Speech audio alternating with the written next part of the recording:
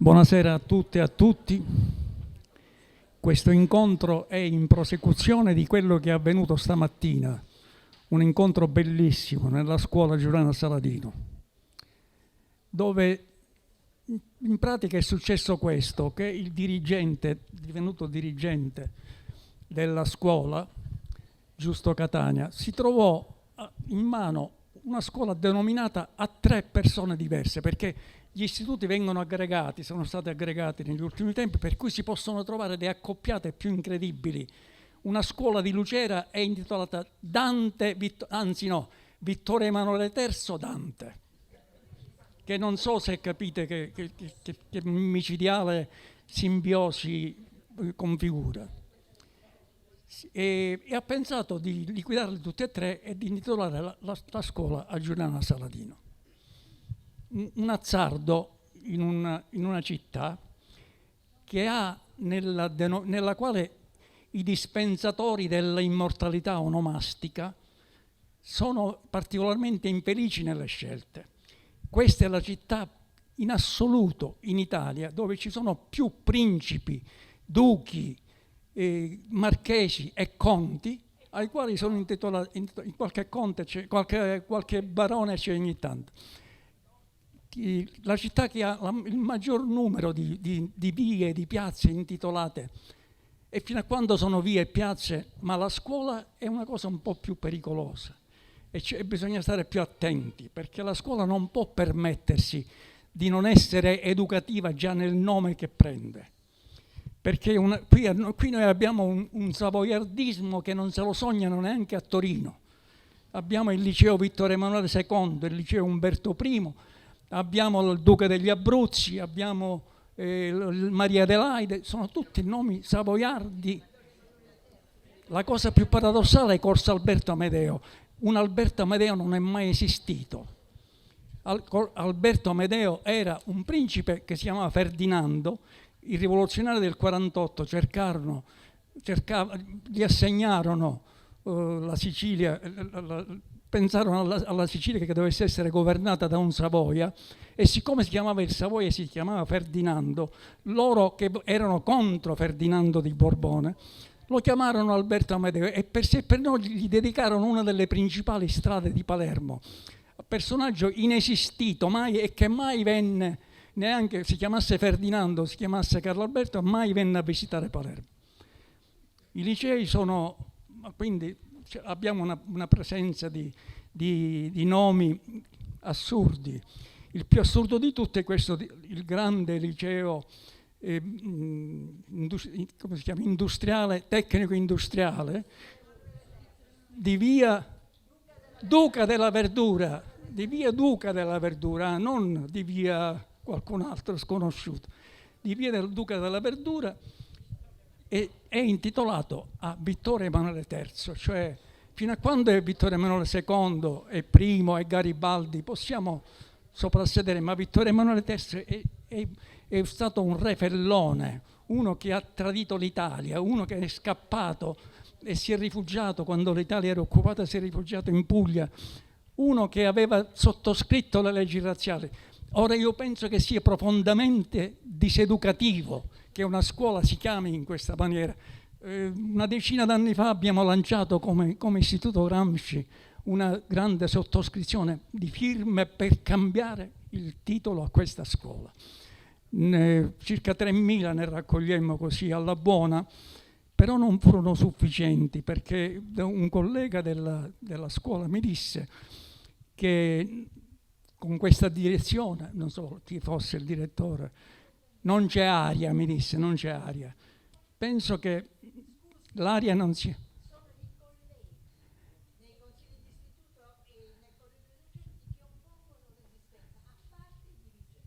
Ah, ecco, i colleghi, peggio ancora, se era il dirigente la colpa era di uno, ma così di un gruppo di persone si sono opposti a questa. Però un'altra scuola che si chiama, ce n'era un'altra meno importante che si chiamava Vittorio Emanuele III, in seguito a questa petizione cambiò il nome e si chiamò con un nome più decente, insomma, non con Vittorio Emanuele III.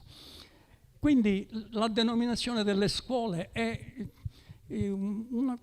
una cosa importante, cioè bisogna vedere se corrispondono, il nome corrisponde alla sostanza. Cioè io stamattina, mentre loro parlavano, perché si è accennato a questo problema più volte, mi frullavano in mente un principio fondamentale del codice di Giustiniano: nomina sunt consequentia rerum, cioè i nomi sono adeguati, corrispondenti alle cose.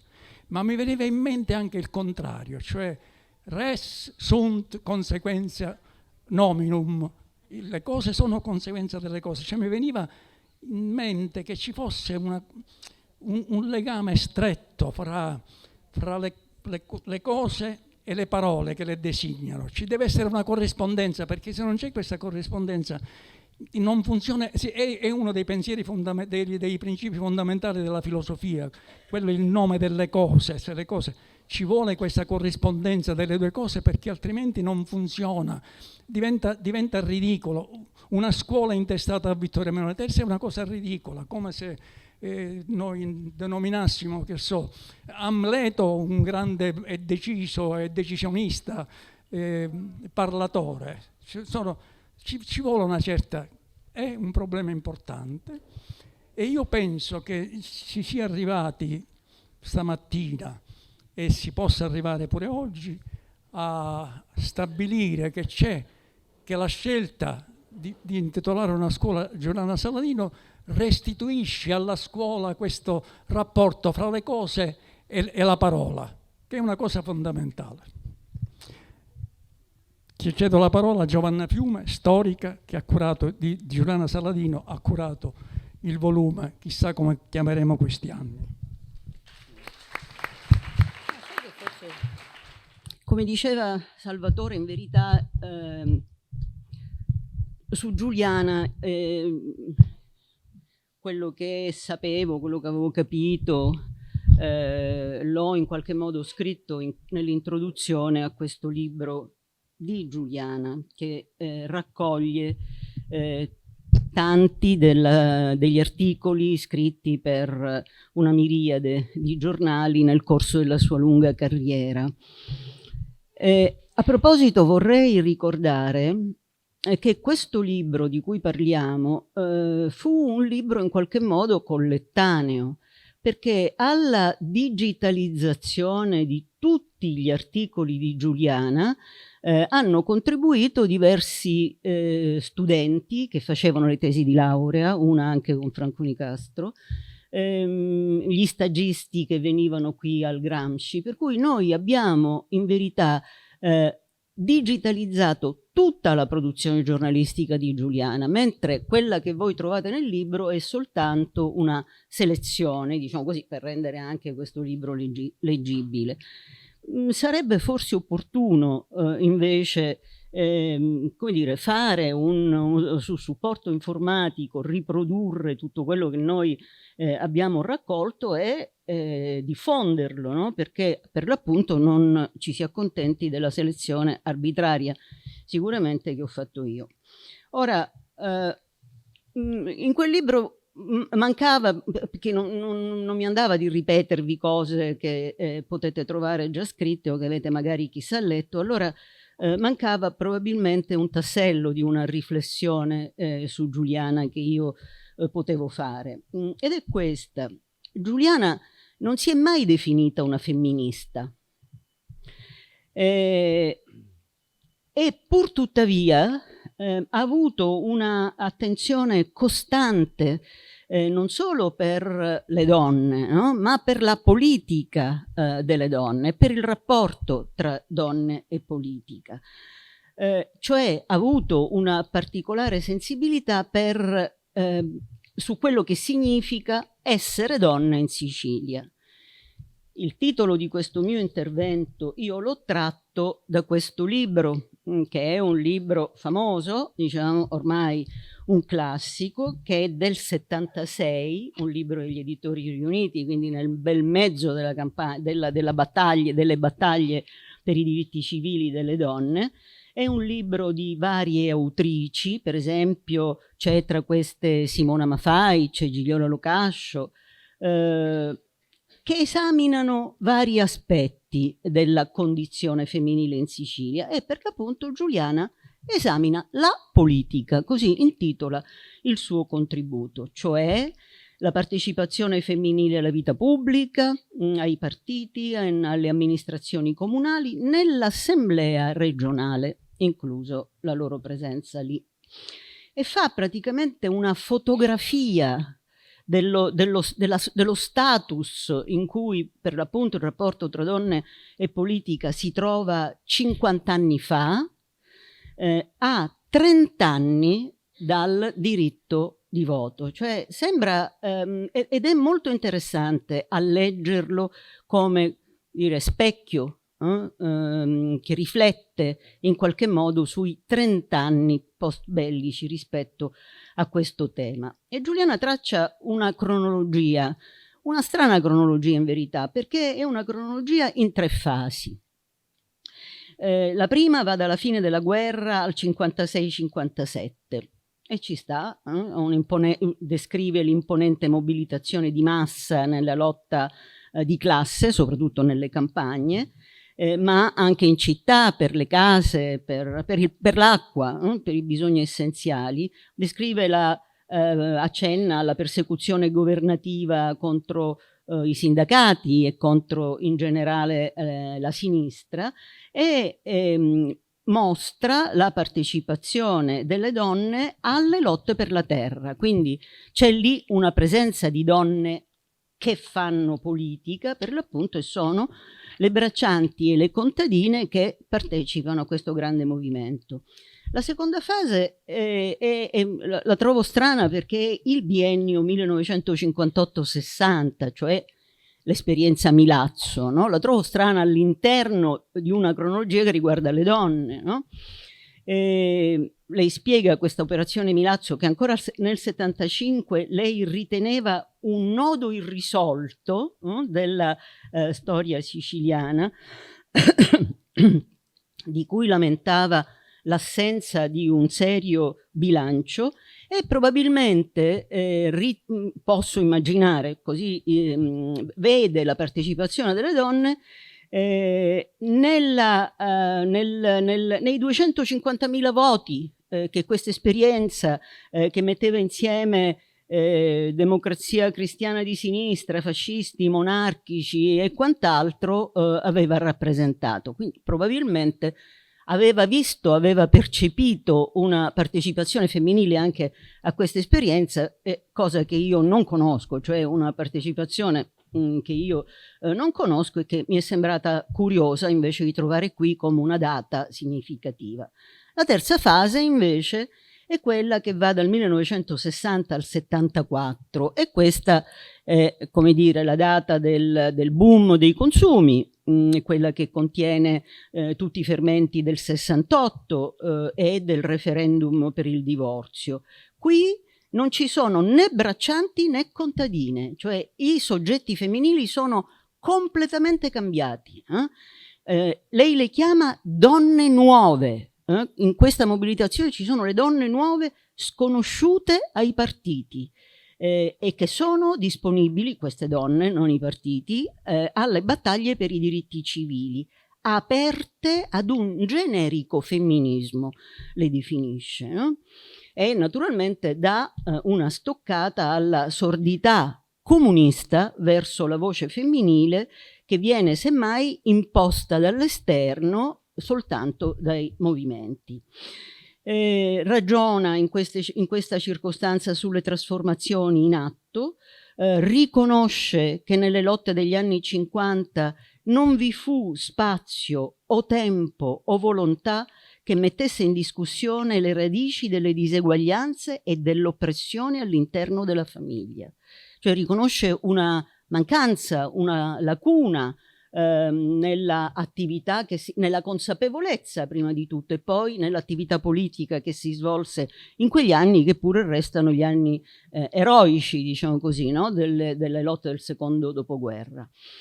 Non solo, e qui fa un confronto che è molto crudele, diciamo così, no? Perché dice come non ci sia nessuna differenza tra le posizioni di un deputato all'Ars del Blocco del Popolo, e cita un discorso di Agatino Bonfiglio secondo cui le donne dovrebbero andare a scuola solo per perfezionare le loro attitudini nel governo della casa, ricamare, cucire, cucinare, e si chiede a che mai possa servire alla donna la conoscenza e l'auristo passivo, e quello che invece, che nello stesso tempo e nello stesso contesto, dice la democristiana Minerva Impalà: il posto è nel focolare domestico, la donna per natura e per inclinazione è portata ad una grande missione, eccetera, eccetera.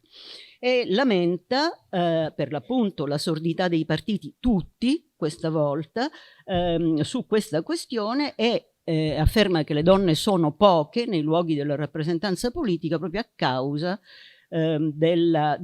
dell'imbuto in qualche modo che i partiti rappresentano. Ora questa cosa, l'imbuto lo dico io, lo chiamo io, ma il concetto che esprime Giuliana è lo stesso.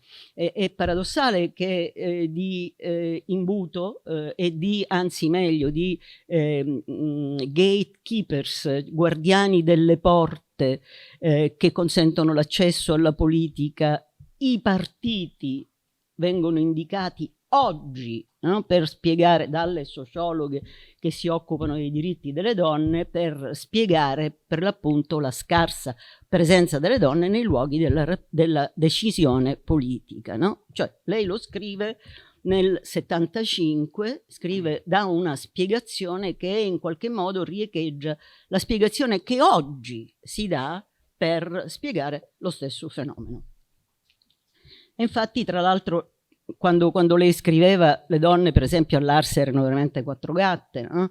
In particolare dal 59 al 67 non c'era stata nessuna rappresentante femminile, nel 71 nessuna ancora, e in generale su 811 donne, uomini eletti dal 47 fino ad oggi all'Assemblea regionale siciliana, solo 46 sono state le donne. Quindi la conseguenza di questo suo ragionamento è che i partiti sono lenti a recepire le istanze femminili, l'autonomia ha contribuito al distacco ulteriore delle donne dall'impegno politico, e la sinistra non coglie il portato della questione che Simona Mafai nello stesso libro, in un contributo altro a parte, dice essere la questione della cittadinanza politica e dei diritti delle donne, dice ancora essere una questione di costume. Quindi questo scritto di Giuliana è una critica ai partiti, della sinistra in particolare, per quanto riguarda tutto il periodo, tutto il trentennio che lei prende in considerazione.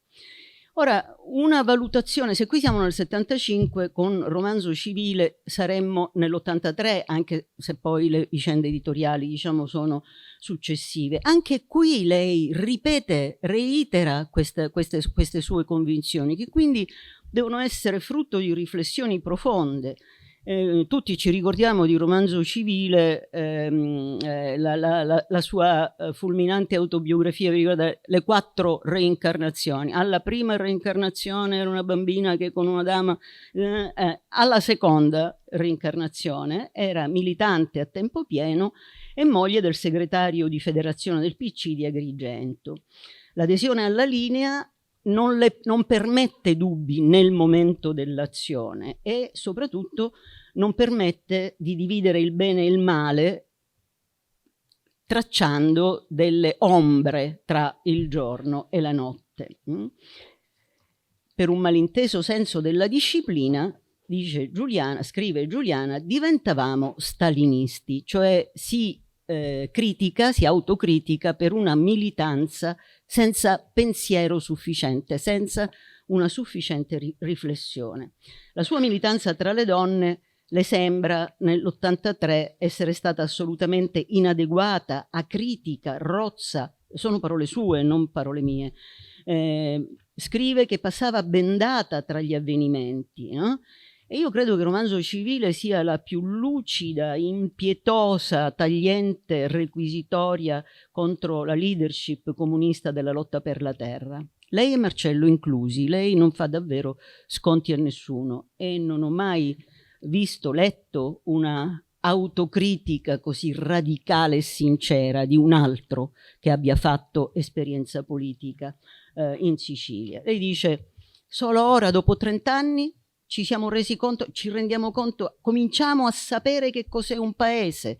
Solo ora, dopo 30 anni, sappiamo che cos'è un contadino. Solo ora mi pare di sapere cos'è una donna contadina, e così via. Come se, per l'appunto, l'attività che pur vedeva rimescolare secolari rapporti e gerarchie non fosse stata sufficientemente pensata, soprattutto negli effetti che poteva avere nei confronti delle donne. Un tale bilancio per l'appunto produce un senso di disincanto nei confronti della politica.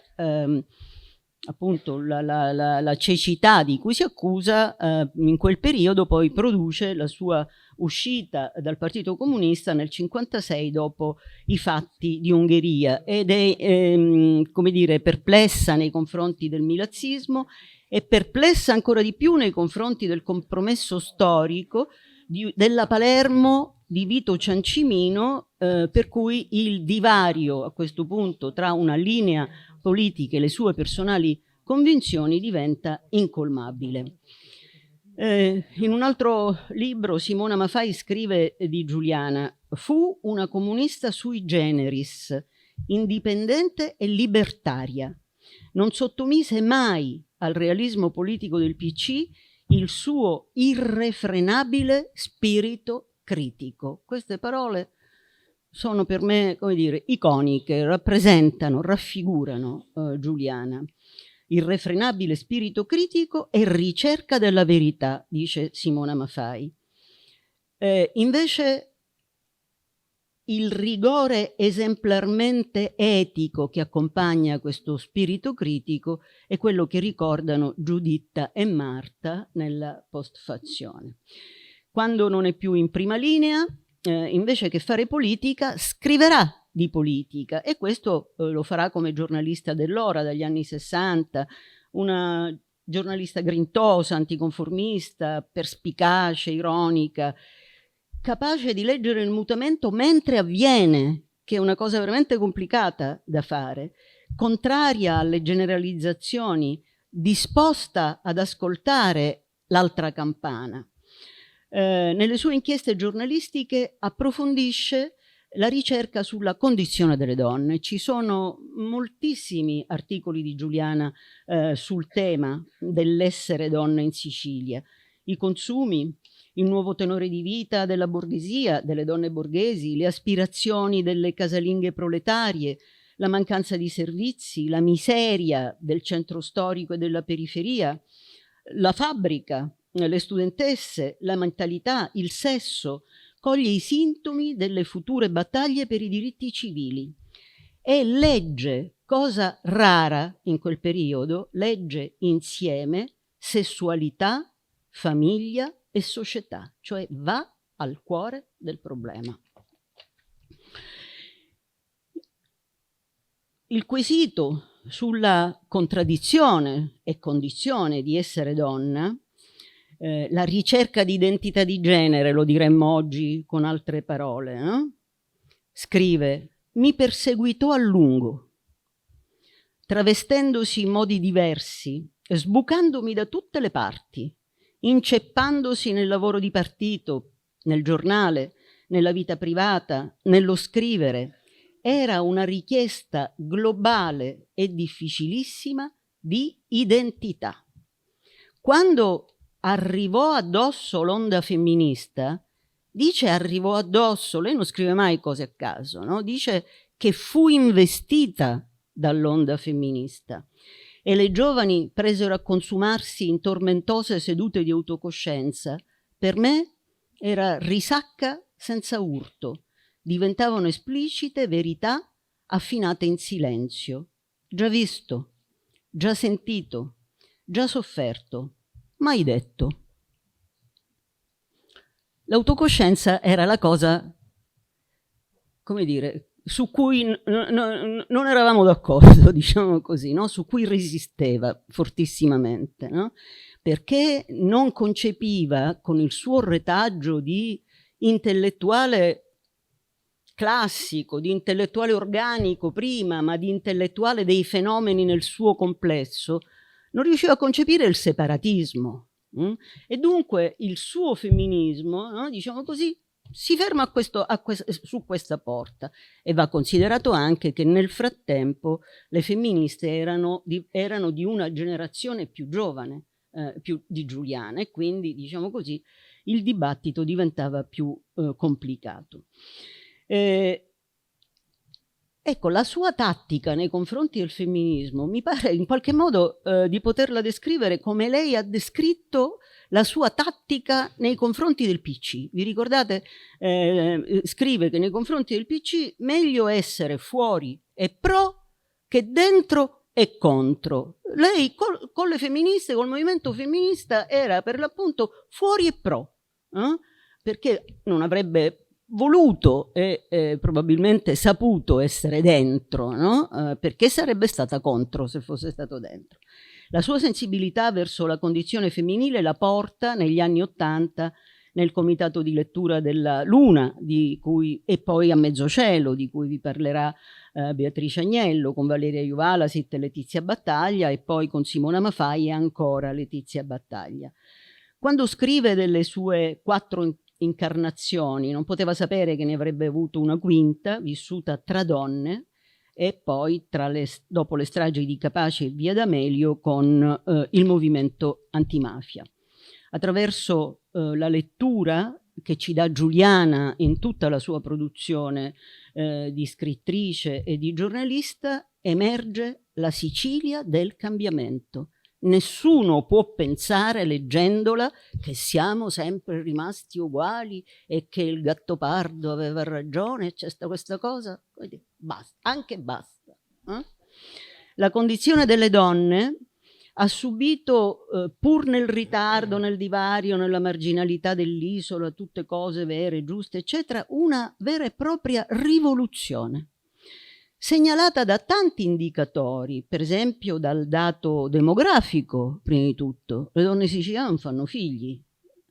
Prima li facevano a compensare il divario con le donne del nord, ora invece hanno deciso di no. Non solo, il dato della nuzialità sarebbe interessante analizzare, non aspirano al matrimonio come principio essenziale di ordinatore delle loro vite. Un dato macroscopico legato alla loro istruzione, hanno superato quantitativamente e qualitativamente nei titoli di studio, nel tipo di studio di facoltà scelte, eccetera, i colleghi maschi, nella stessa partecipazione politica. Certo, ancora non nei luoghi decisionali, ma certamente nell'associazionismo. Ma soprattutto si esprime questa rivoluzione nell'esercizio ubiquitario della libertà femminile.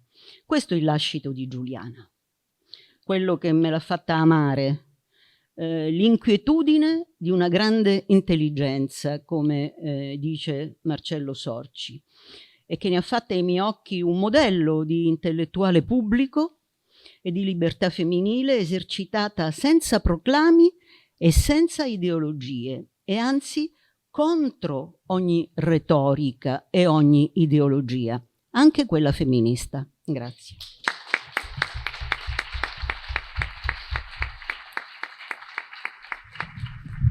Grazie a Giovanna Fiume per aver lumeggiato alcuni aspetti molto tipici di Giuliana Saladino.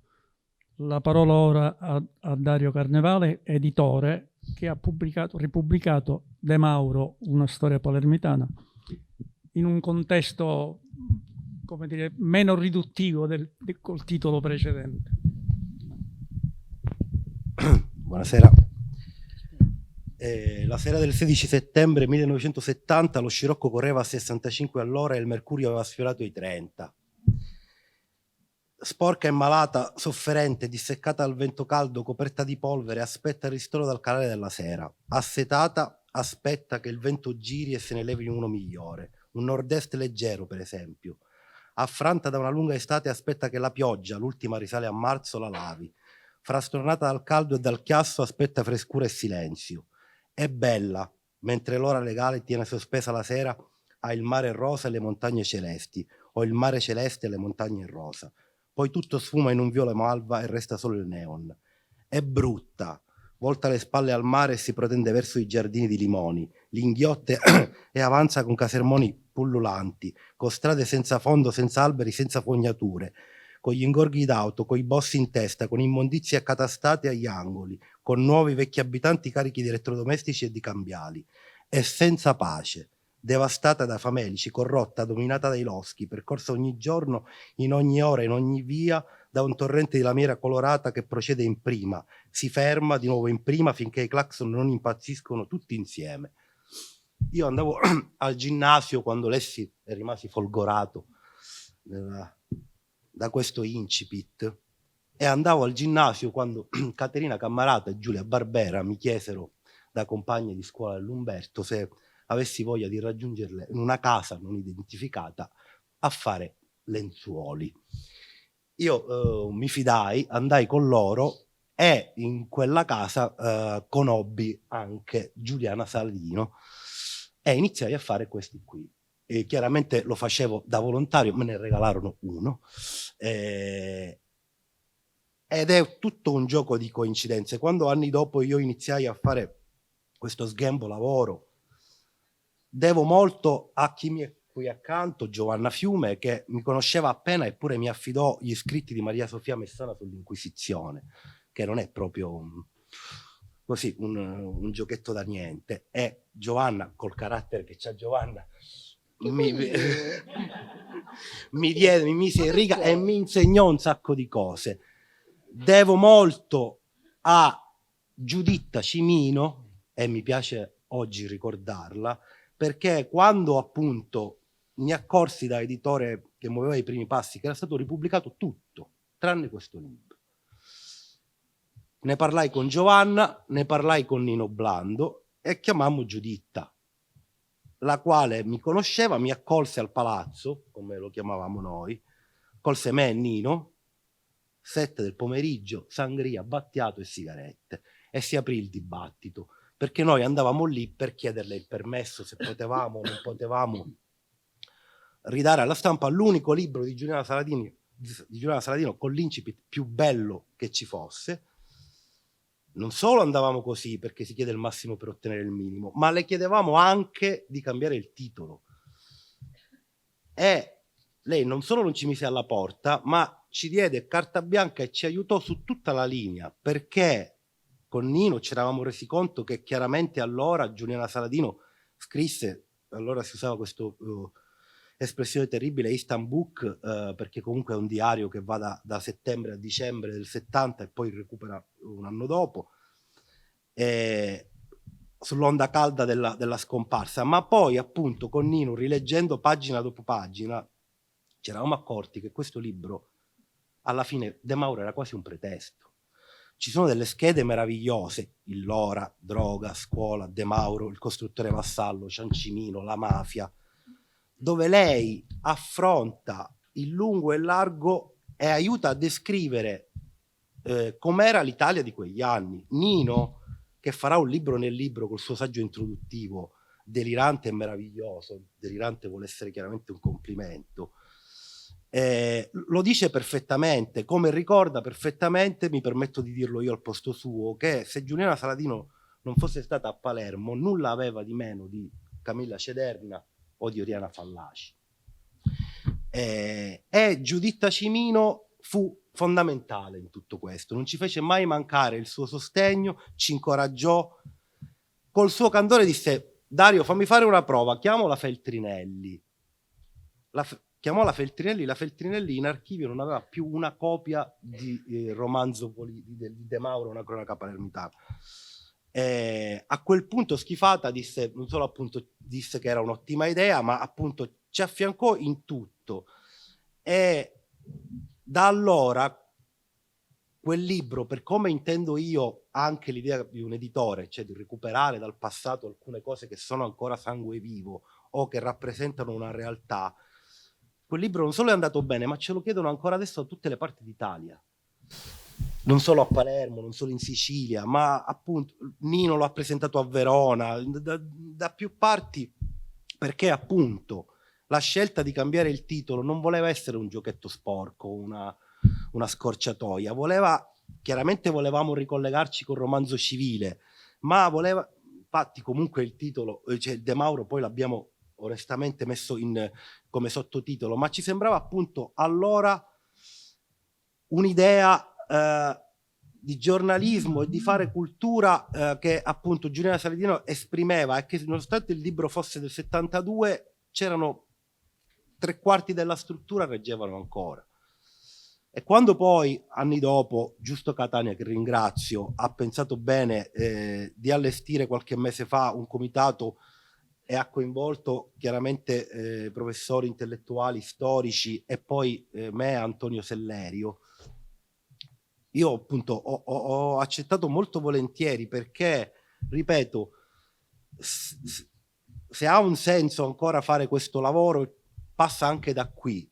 E anche in questo Giovanna ci aiutò. La scelta degli occhi dolci di Giuliana Saladino, quella foto in bianco e nero che Giulia ci ha recuperato, Giulia e Emanuele, ci sembrava tutto, e ci sembrava appunto il senso, un significato di un libro che non voleva parlare solo di De Mauro, che parlava anche di De Mauro, inutile dire chi fosse De Mauro, passato burrascoso, un uomo capace di dettare per telefono un articolo a braccio, come dice Giuliana Saladino, un uomo che il suo passato lo trasmetteva anche a livello fisico, col naso, con l'andatura claudicante, e con tutto quello che poi succede e che la Saladino racconta, le 3 piste, la polizia che litiga coi carabinieri, a Villa Bosco Grande si decide, non si decide, ce n'è per tutti, i ministri, i sottosegretari, i politici,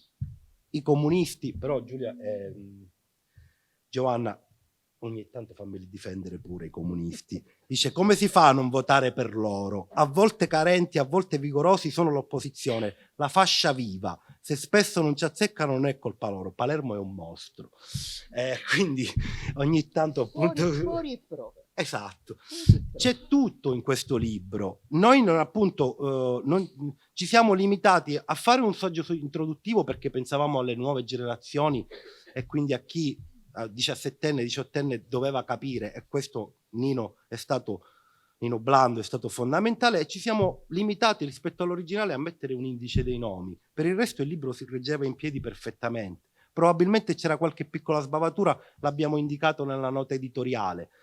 E ci è sembrato appunto un modo bello per ricordare una figura importante, che ricordiamo tra l'altro qui in un altro luogo importante che è l'Istituto Gramsci, e oggi più che mai un'amica che ci dava sangria, sigarette e battiato. Grazie.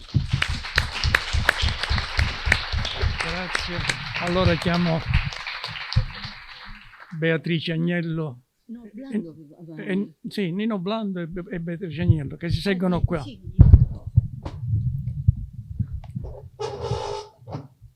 E anche Ignazio Romei. Tu puoi restare. Può restare? No, ci sono 3, prego, ci sono 3 sedie.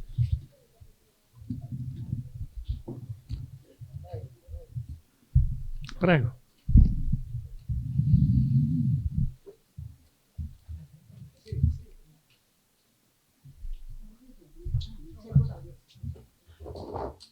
Però io ho visto la testa di Nino Fasullo, vero?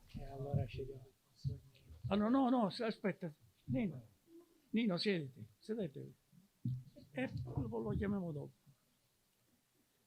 Allora, Nino Blando, storico. Il caso De Mauro e l'omicidio Scaglione. Sì. Naturalmente io ringrazio l'Istituto Gramsci, ringrazio Giusto Catania per aver organizzato questa giornata e questo comitato per i 100 anni di Giuliana Saladino. Sente? E io parlerò pochissimo perché naturalmente ha già parlato prima di me l'editore, che ha detto tutto quello che c'era da dire sul libro e sulla grande avventura che è stata di stampare il libro e discuterne tutti i pomeriggi su qualsiasi parola dovevamo scrivere e ragionare. E ci è piaciuto tantissimo lavorare su questo testo perché è uno dei pochissimi libri che ha scritto Giuliana Saladino, ne ha scritti 3, di cui uno postumo. Quindi rispetto al numero di libri che scrivono oggi i giornalisti, che ne scrivono uno ogni settimana su per giù, cioè è veramente incredibile che abbia scritto così poco. Eppure leggevo in questo ultimo libro che è stato pubblicato da Ciro Dovizio sulla storia dell'ora, che tantissimi giornalisti dell'ora hanno scritto tantissimi libri e tutti ancora attuali. Con una cosa abbastanza curiosa, che se non eri bravo a fare la cronaca non eri bravo a fare la politica. Cioè deve essere bravo a capire la società, a capire gli uomini. Allora in questo libro di Giuliana Saladino mi affascinava perché è un libro su una scomparsa, cioè un libro su una persona che non c'era più, che è un po' l'idea che qualche anno dopo dirà Pasolini sulla scomparsa della Lucia, sulla scomparsa in Italia. Un po' Giuliana Saladino ragiona sulla scomparsa di un mondo, ragiona su questa scomparsa, su qualcosa che non c'è. È molto interessante perché naturalmente tutto il libro dove racconto una caccia a una persona che non esiste più.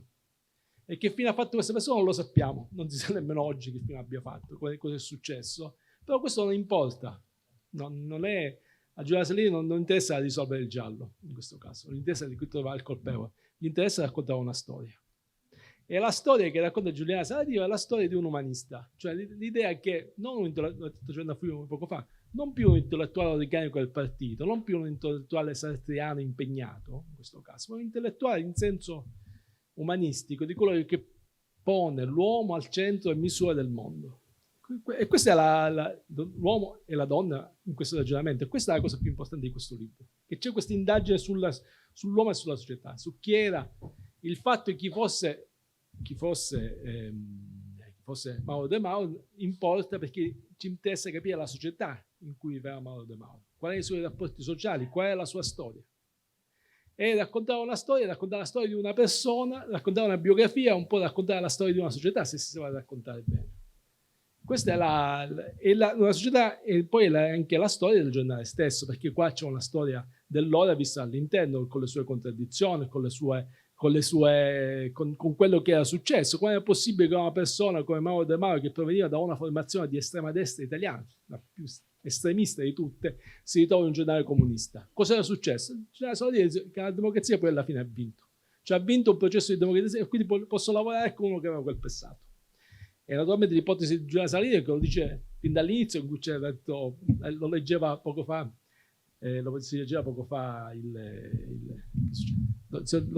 Dario, questo mistero del vento che lo porta via. Cioè questo scirocco che in qualche modo che i paramilitari con scopa dice a un certo punto anche il fratello, mi pare che lo racconti anche Franco Nicastri, un libro molto bello dedicato a Mauro De Mauro, la scomparsa di Mauro De Mauro, che poi il fratello apriva questi cassetti di casa e trovava lo scirocco, come se fosse ancora questa cosa che lo perseguitava.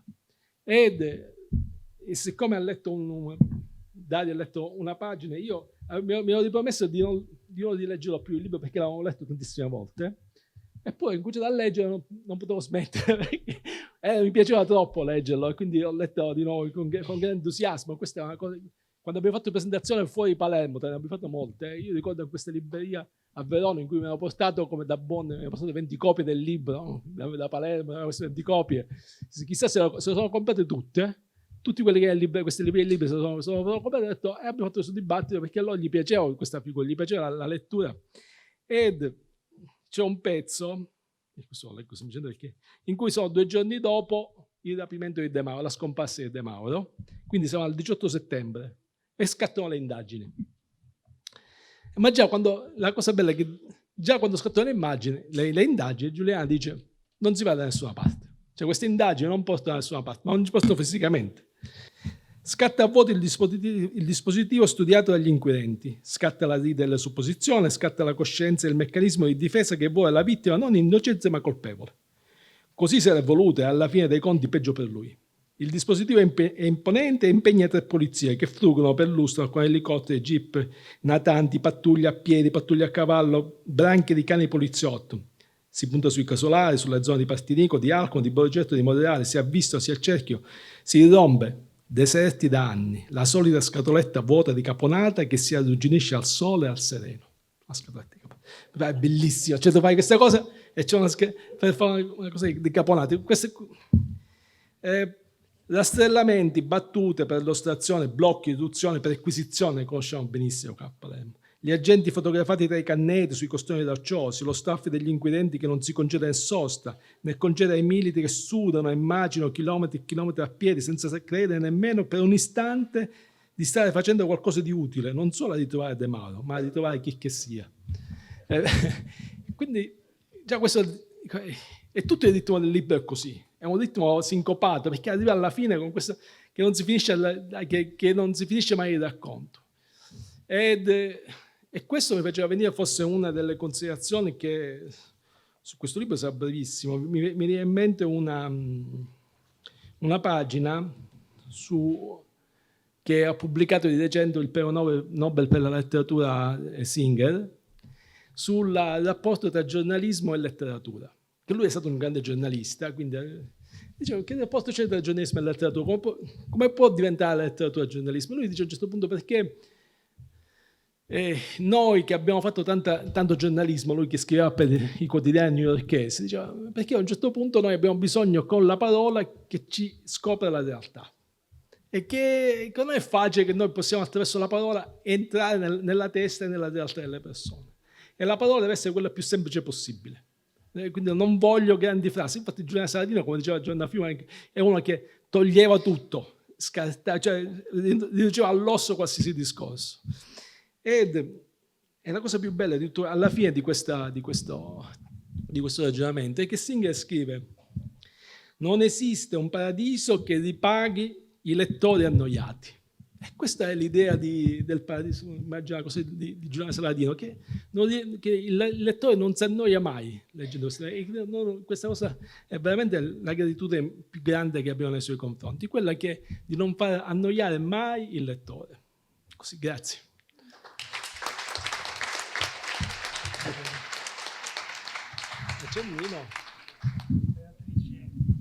Beatrice Agnello è editor, è direttrice di riviste letterarie, svolge un'attività intensa ed è grande amica di Giuliana Saladino. Buongiorno, vedo che qua l'ordine degli interventi è un po' cambiato.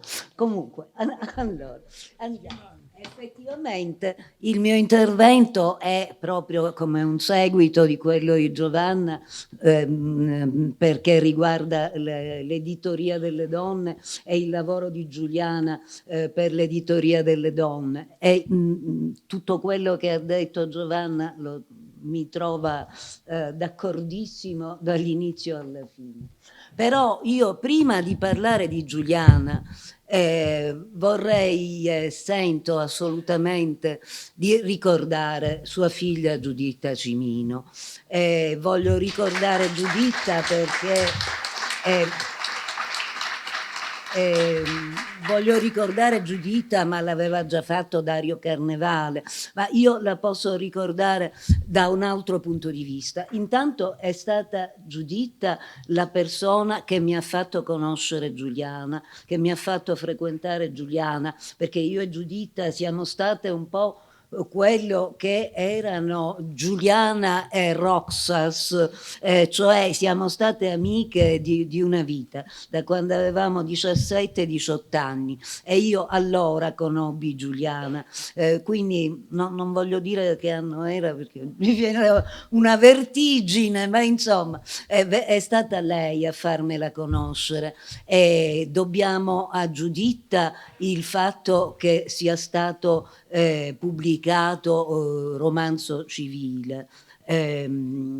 perché come sapete è stato pubblicato postumo e questo lo hanno voluto. Marta Cimino, che anche lei va molto ricordata. Ho incominciato con Giuditta non solo perché era la mia migliore amica, ma anche perché ci ha lasciato pochi mesi fa ed è una ferita assai fresca. Io a Giuditta devo moltissimo, perché Giuliana, oltre che essere una persona con cui ho condiviso splendide conversazioni, scene, la conoscenza di tanti intellettuali della sua generazione, ma è stata proprio una mia maestra, perché sono rimasta subito colpita soprattutto dalla sua grande libertà mentale e dal suo grande anticonformismo.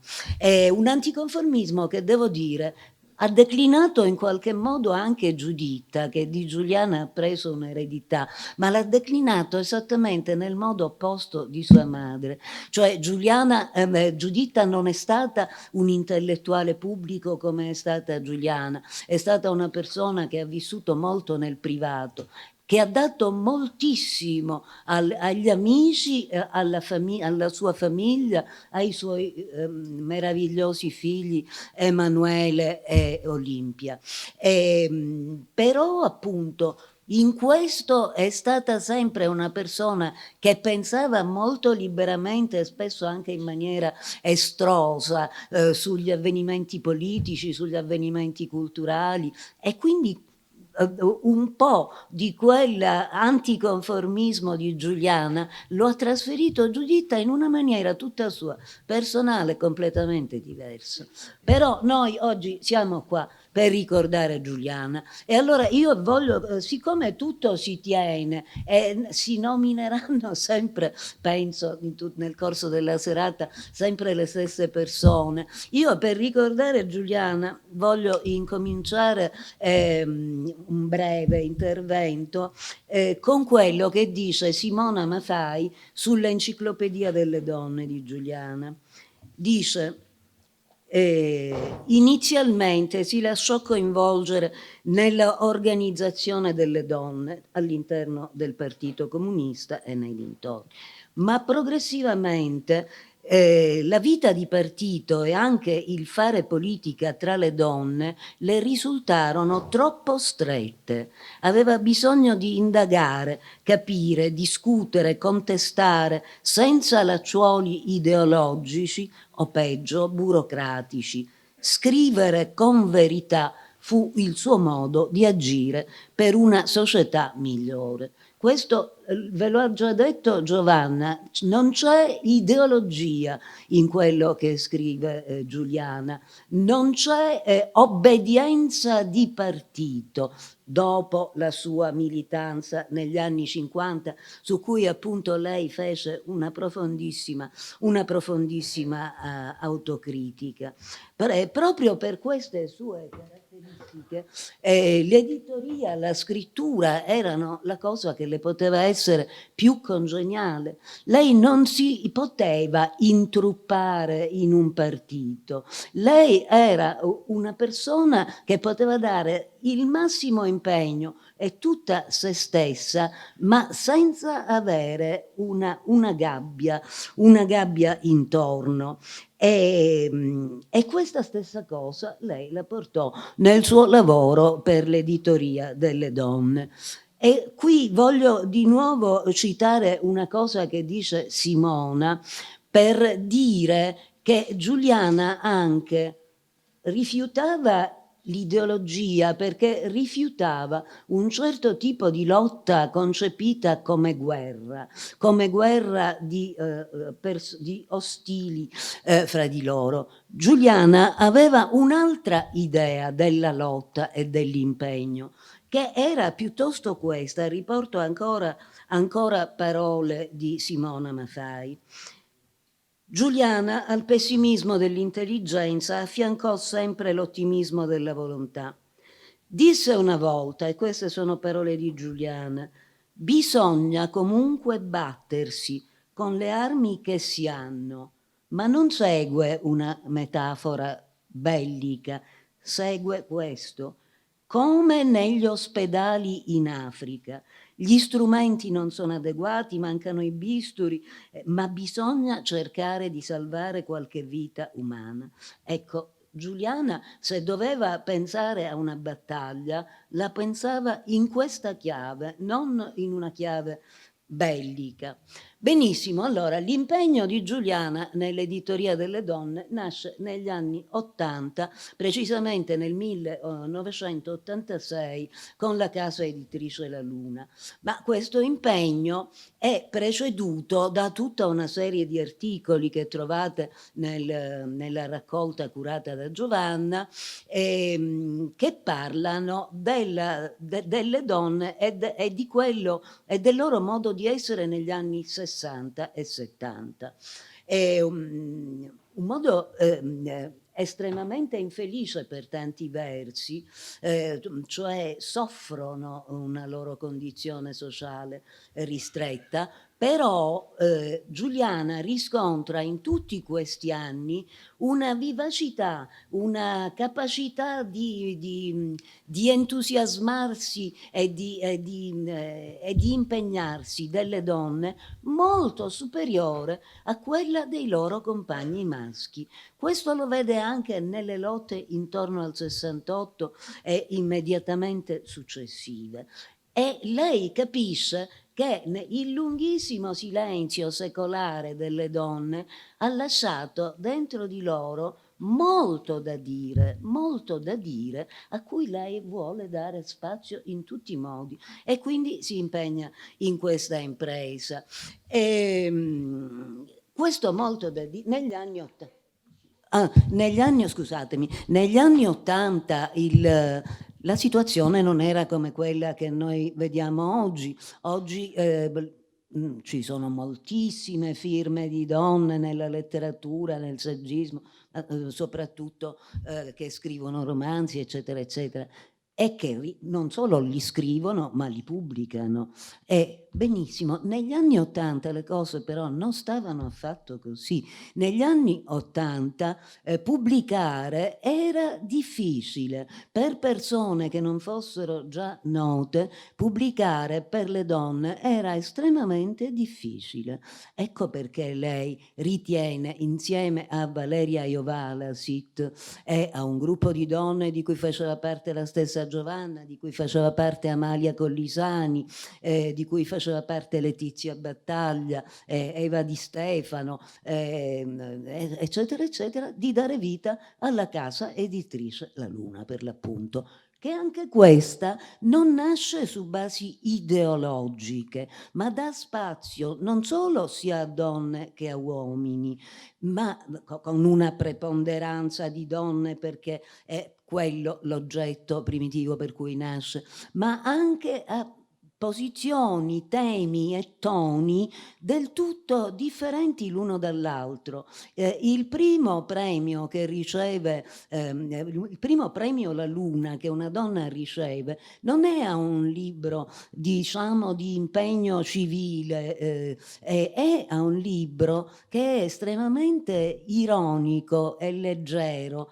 crudelissimo, ma in piena ironia.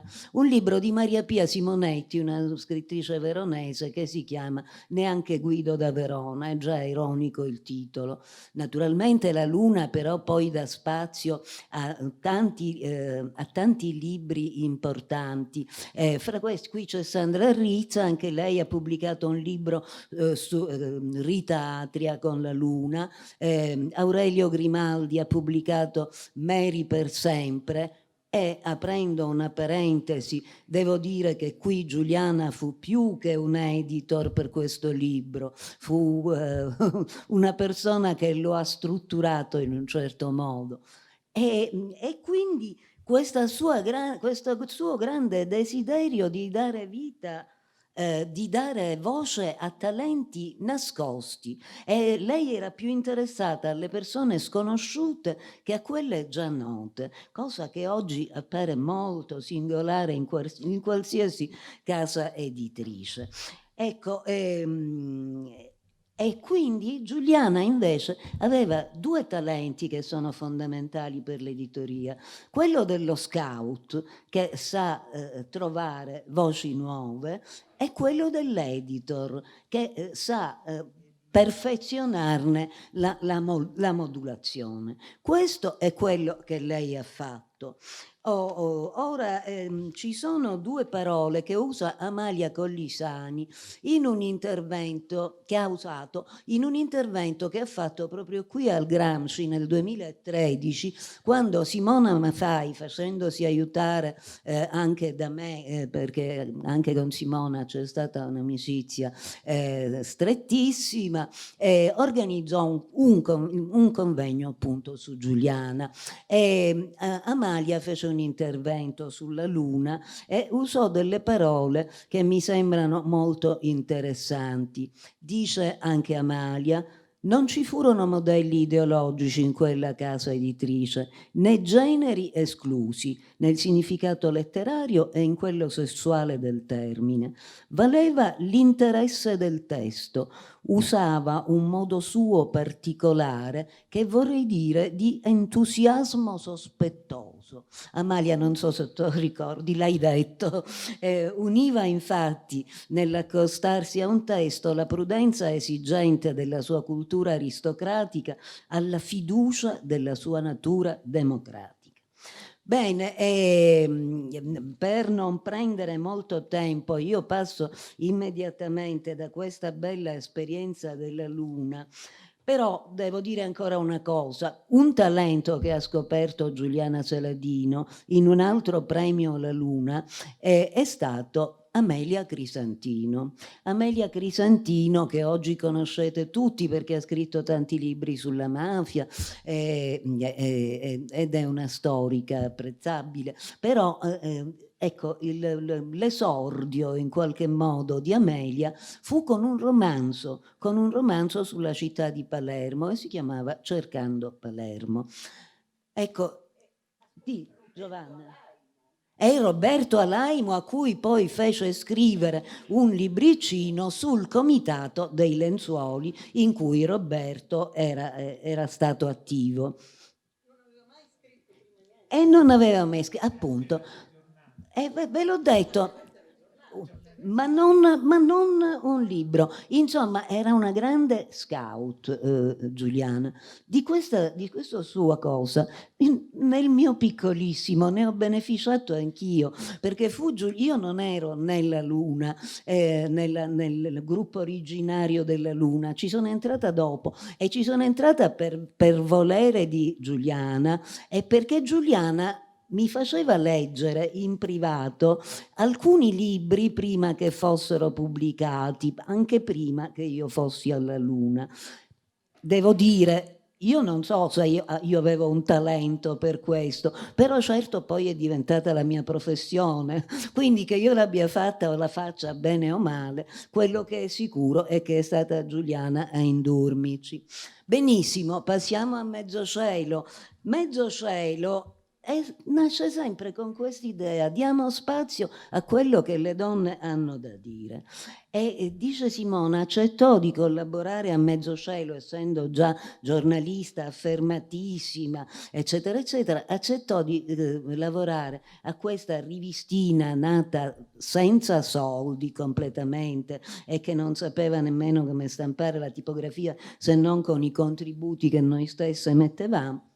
Le cose sono rimaste così anche poi nel resto degli anni, ma dico, io sto parlando di questo. E collaborò fin dal primo numero di Mezzocielo, facendo sempre una sua colonnina di 30 righe e coinvolgendo un sacco di persone anche a scrivere, eccetera, eccetera. Benissimo. Devo citare soltanto un pezzetto delle prime 30 righe che Giuliana scrisse per il primo numero di Mezzocielo, perché parla un po' del suo modo di vedere la situazione delle donne. E qui siamo già negli anni 90, siamo nel 92 esattamente. E dice Giuliana: se oggi esistesse il Nushu la misteriosa antichissima scrittura delle donne cinesi recentemente scoperta la si definirebbe ancora oggi scrittura del dolore? Per la maggioranza delle donne pensiamo proprio di sì, perché ancora negli anni 90, nonostante le grandi liberalizzazioni degli anni 70, le grandi battaglie delle donne, Giuliana vede la condizione femminile in Sicilia compressa da tante infelicità. Benissimo, in tutto questo Giuliana aveva anche un grande humor, e c'è un suo articolo su Mezzocielo il cui titolo già fa capire com'era Giuliana. L'articolo era sulla necessità di fare un governo, credo all'Assemblea regionale, con la Democrazia Cristiana, e Giuliana lo volle intitolare così: A letto col rospo, cioè evocando il famoso bacio che si deve dare che si può dare al rospo. Lei addirittura lo spinse più oltre: sì, dobbiamo andare a letto col rospo in questa circostanza. Benissimo, come assessore alla cultura di questa città, cosa che lei è stata per pochi mesi nel 93, Giuliana finanziò anche un convegno che era un primo incontro nazionale dei giornali femminili autogestiti. Questo lo finanziò, ma io chiudo il mio intervento dicendovi un'altra cosa. Io a quell'epoca lavoravo ormai alla Luna da interna estremamente coinvolta, e mi capitò di dover telefonare io a Giuliana per chiederle: Giuliana, visto che per ora sei assessore, per favore, per il premio La Luna, un sostegno dal comune lo possiamo ancora sperare? E Giuliana mi rispose: no, bis, no, mi dispiace, ma tu capisci che io non posso finanziare un convegno della Luna perché sono stata coinvolta nella Luna. Ecco, quel rifiuto, che naturalmente mi dispiacque, ma nello stesso tempo è stato uno dei più grandi insegnamenti che lei mi ha dato. È stato anche un modo di agire che l'ha fatta abbastanza detestare anche da certe persone della sinistra a quell'epoca, perché appunto Giuliana favoritismi non ne faceva a nessuno. Grazie.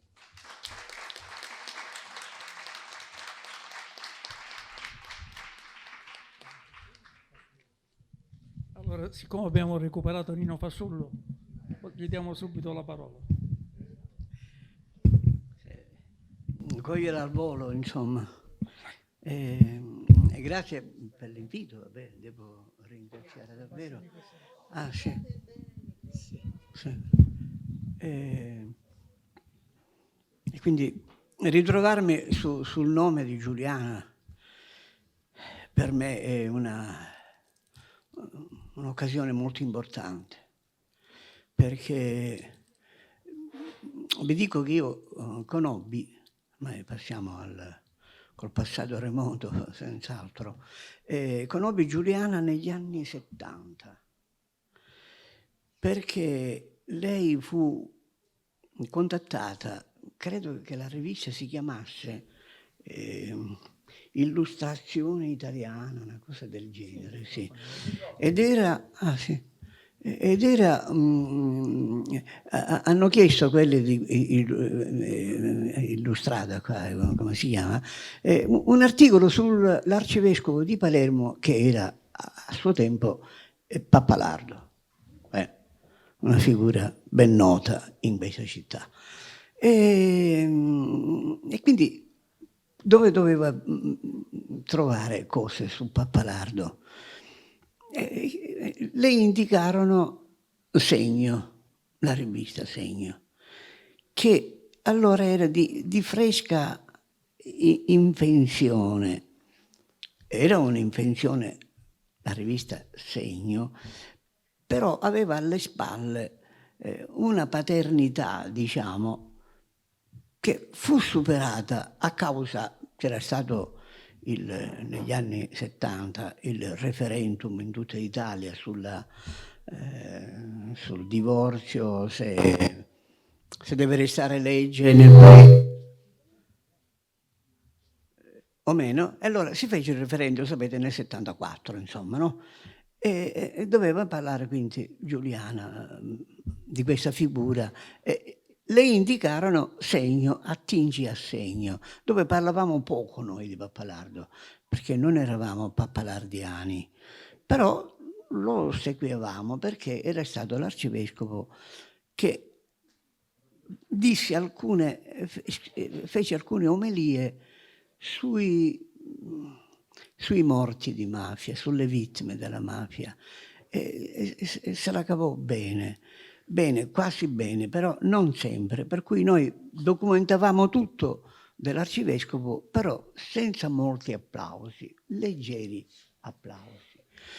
Ecco, allora Giuliana cercò me e mi trovò facilmente, e così legammo, ecco, un po' una amicizia, diciamo, amicizia. E quindi io conobbi Giuliana, una grande occasione per me, una grande donna, una cosa che andò sino alla fine, insomma, e fu una cosa bella per la città. E lei, che non conosceva neppure Segno, mi chiamò e dice: allora vediamoci, parlami un po' di Segno. La testata della rivista precedente si chiamava Il Cristiano d'Oggi ed era dovuta a un gruppo dei preti dei quali facevo parte io. Sono ancora prete, non è che non lo sia, però ti voglio dire, in quell'occasione con Giuliana conobbe me e le parlai di Segno. Erano i primi, niente meno, 10 anni di Segno. Bisognava fare, ci avevano scritto diversi abbonati, dice: ma perché non fate l'indice annuale? Cioè, c'era l'indice di ogni fascicolo, però non c'era questa cosa. Perché? Perché non ci badavamo, non lo ritenevamo molto, molto importante. Giuliana alzò il dito, come dire: lo scrivo io, lo faccio io. E il suo schema di indice annuale di Segno, e quindi dei 10 anni, è di Giuliana Saladino. E quello schema è rimasto fino a oggi. Segno ha compiuto 60 anni ormai, insomma, è diventato vecchio. Vecchio a 60 anni si può pure morire. Veramente c'è il proverbio che dice che appena si nasce già si è vecchi per morire. Ma noi abbiamo durato 60 anni circa, insomma, non mi ricordo. Questo per dirvi il mio legame con Giuliana e Marcello. Si divenne una cosa molto, diciamo la parola, gradita, interessante, e cominciò però Giuliana a scrivere su Segno. Giovanna Fiume, che ringrazio per la sua accurata raccolta degli articoli di Segno, ma non solo di Segno, sul libro che ho qui, l'ho portato per devozione, insomma. Chissà come chiameremo questi anni. Bisogna vedere, perché non è facile chiamare questi anni. E io di questo vorrei parlare, di Giuliana e gli anni '80. Gli anni '80 non sono conosciuti. Non sono conosciuti, secondo me. C'è un amico mio che sta scrivendo, attingendo a Segno, ma Segno è poca cosa, insomma, però lui sta scrivendo, perché sono anni straordinari. Quando mai si è vista a Palermo, in Sicilia, una manifestazione antimafia? Mai. La storia non la conosce. Giuliana, mai sono fatte manifestazioni. Si è sopportata la mafia, si è fatta silenzio la mafia, perché la mafia esige silenzio, non se ne parli. Oggi chi parla più di mafia? Pressappoco nessuno, pressappoco.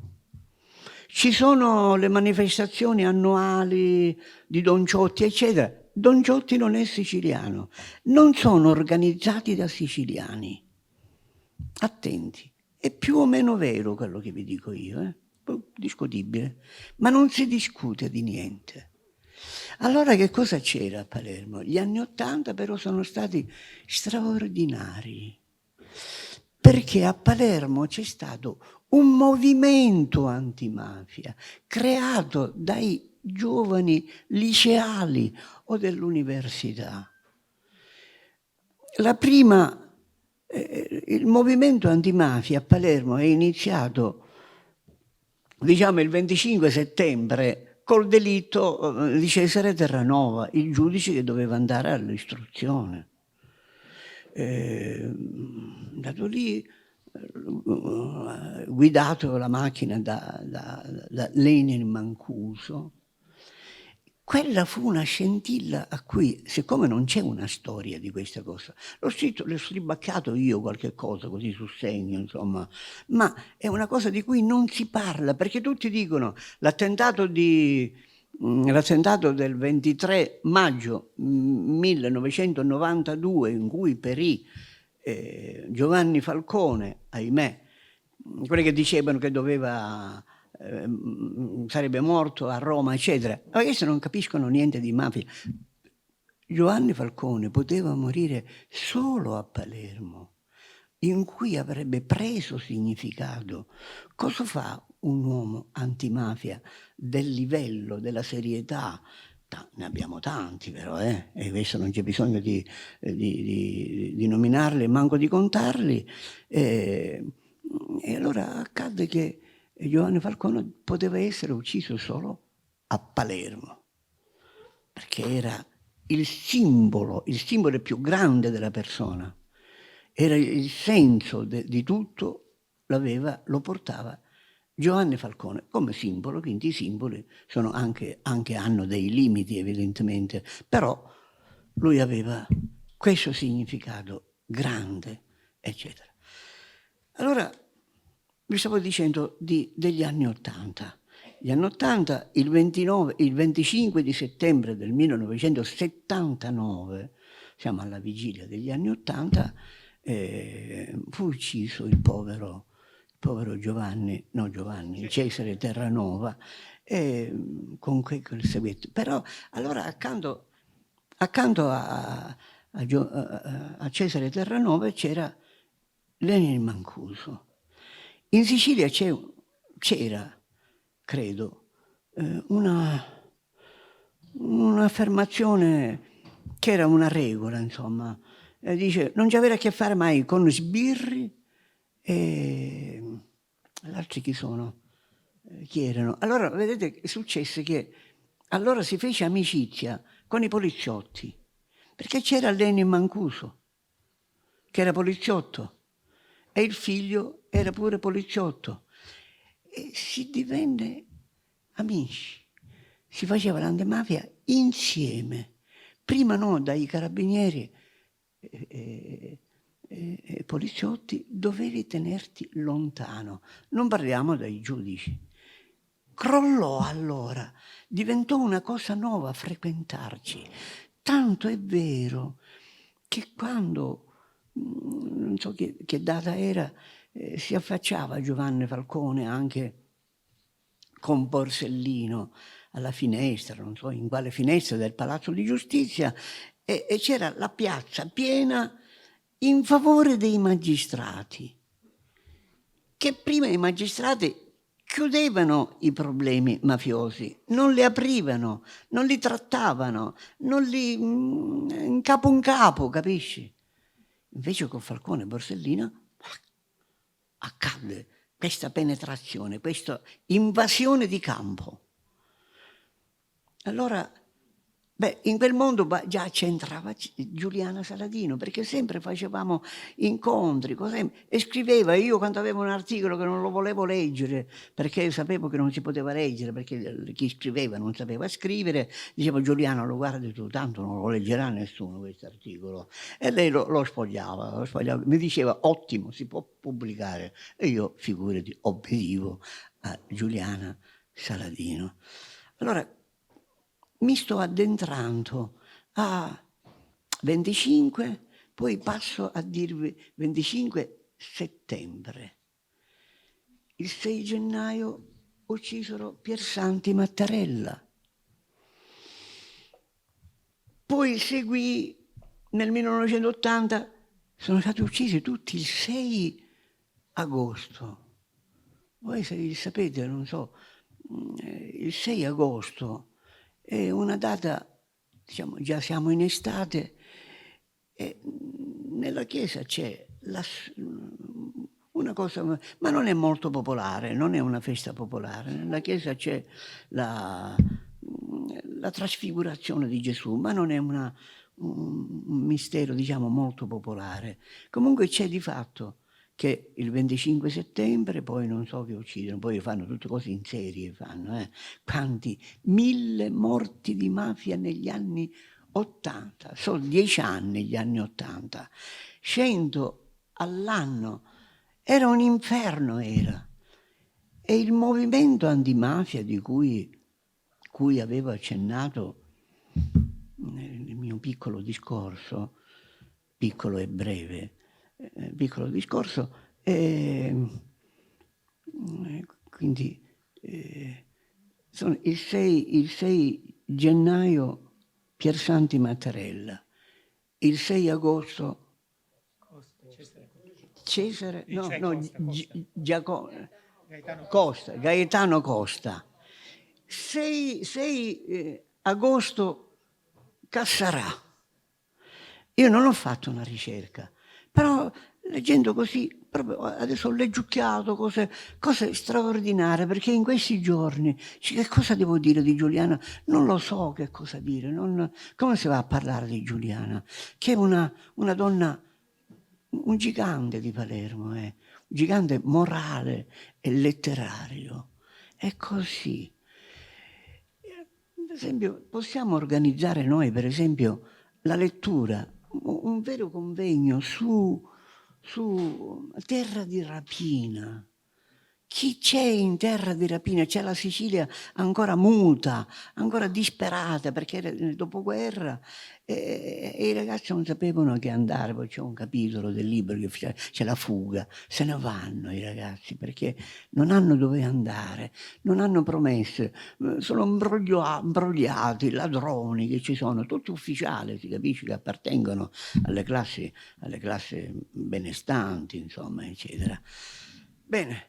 Questa nostra città negli anni 80, negli anni 1980, 10 anni, fino al gennaio del 92, succede a Palermo che è frequentata dalla gioventù liceale, grandi, insomma, non certo i bambini delle scuole medie, insomma, che a ogni morto che c'era, perché erano frequenti come mai. E allora si scendeva in piazza. Noi stessi di Segno che facevamo tutti i lunedì alle ore 9 c'era la redazione. Eravamo anche numerosi allora. Ora siamo petitto, ragazzi, cioè, siamo in pochi, capisci? In pochi e niente. Allora dicevo, la prossima volta non parliamo più di Segno, perché ogni fascicolo di Segno c'era il discorso sulla mafia. Dice, no, basta, ma sempre c'erano i morti ed eri costretta, infatti Segno è una rivista piena di morti. Su questo morto consentitemi una piccola osservazione. Io da bambino mi ricordo pure dei morti di mafia. C'erano compagni di scuola, cioè figli, babbi, diciamo, padri di ragazzi miei con cui giocavo. Mi ricordo una volta una donna che si chiamava Ignazia. Le uccisero il marito che si chiamava Silao. Beh, significava niente per me. E forse a quanto pare in qualche cosa letta dopo lui andava a fare a Corleone il suo servizio, ucciso da Luciano Ligio. E qual era la storia della mafia di cui nessuno ha parlato fino ad oggi, almeno per quanto è risolto a me, che sono notoriamente ignorante. E allora ti uccidono il marito, il fratello, ma soprattutto il marito, e ti lascia madre di 2 o 3 figli che hanno 12, 13, 15 anni, eccetera. Qual è l'effetto? Il silenzio. Il silenzio per la mafia è come l'ossigeno per i polmoni. Non si parla. A tutt'oggi. Dopo Falcone e Borsellino, l'assassinio di Falcone e Borsellino, 23 maggio del 92, 19 luglio del 92, hanno un solo significato, a mio modesto avviso. Siccome c'era stato a Palermo e in Sicilia un movimento, le strade erano proprio ricche di gioventù che scendeva nelle strade, nelle piazze, a manifestare soltanto, a dire no alla mafia. E allora cosa succede? Che questo fatto ha rotto il silenzio. Negli anni '80 sono successi 3 fatti di grandiosa ricchezza. Prima, la rottura del silenzio, perché del silenzio non si parlava da nessun posto. Non si parlava né in chiesa, né in casa, né nelle piazze, né nelle scuole, mai. Non si parlava. L'ordine era... non c'era un ordine, tanto meno un ordine scritto. C'era la prassi. Non si parla di mafia.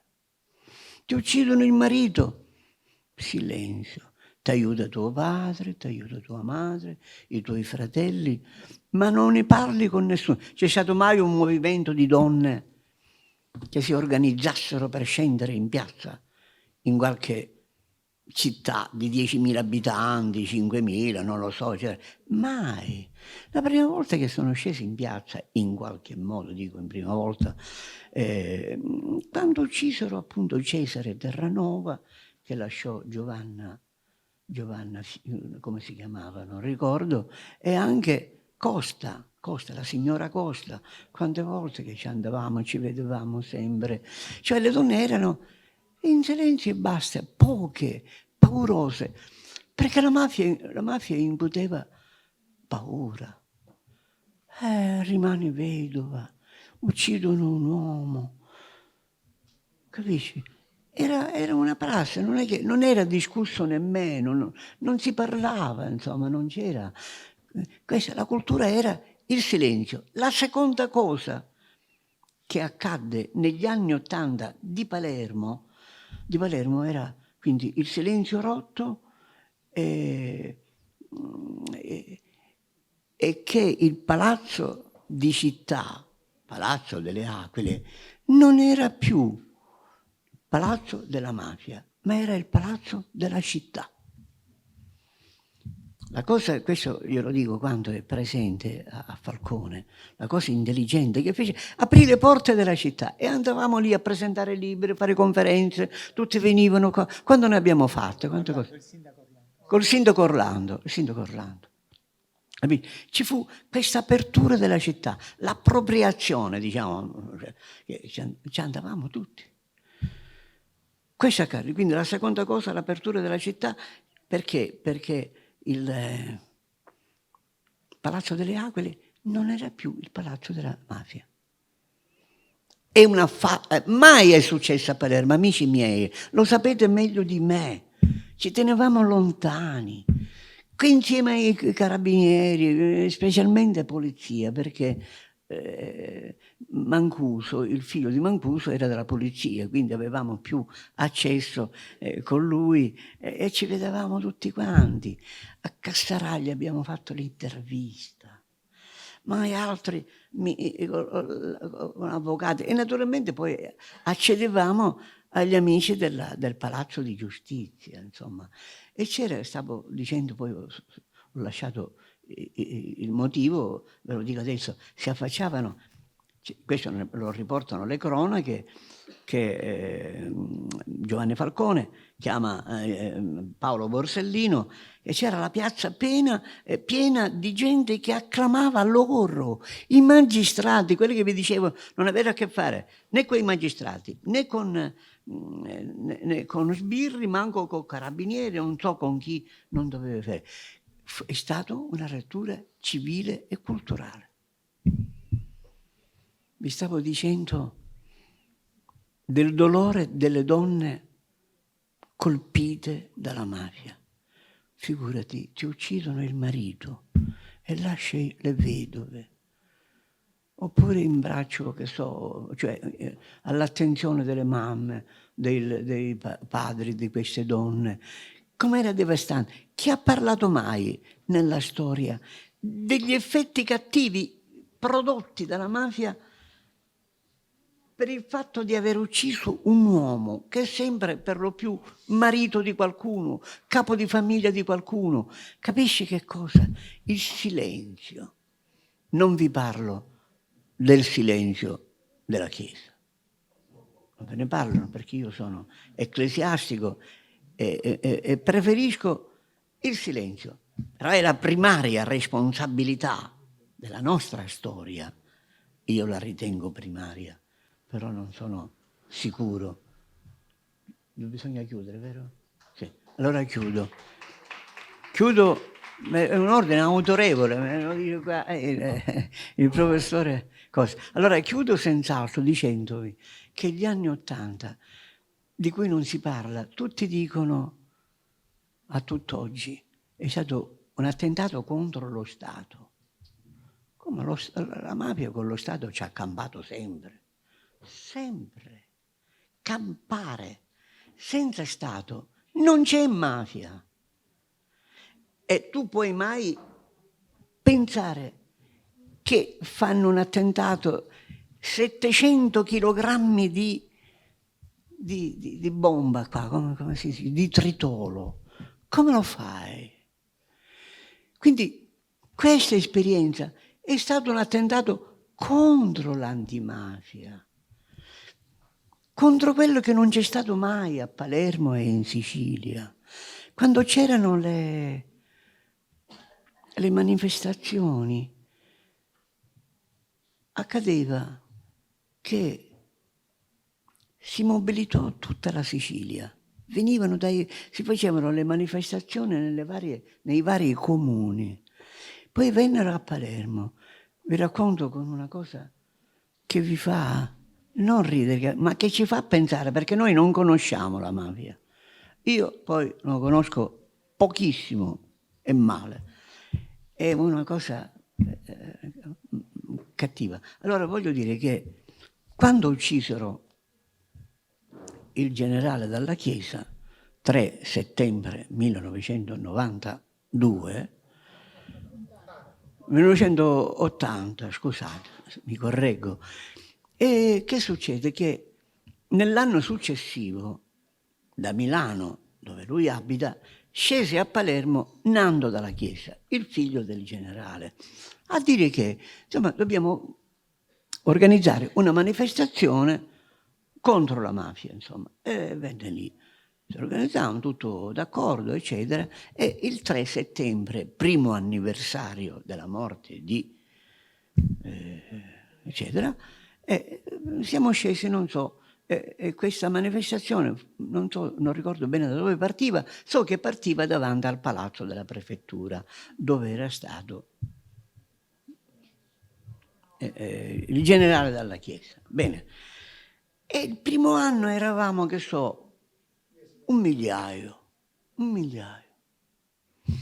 Secondo anno, che so, 1.100, 200, eccetera. No. Terzo anno, dicevo a un mio amico con cui andavo sempre lì, c'era anche padre Puglisi, che veniva alle manifestazioni, lui le organizzò nella parrocchia. Quindi un prete come quello non lo incontrerete più. Allora, sì, stringo. Allora dico al mio amico, dico, il mio amico si chiamava Nino, non c'è più. Dico, Nino, siamo pochi. Aspetta che ora arriva la mafia. Avete capito? Ora noi dovremmo fare una discussione. Che cos'è la mafia? Dove c'è la mafia? Dove c'è l'antimafia soprattutto? C'è la mafia. Non perché i due fanno due parti in commedia. No, perché è così.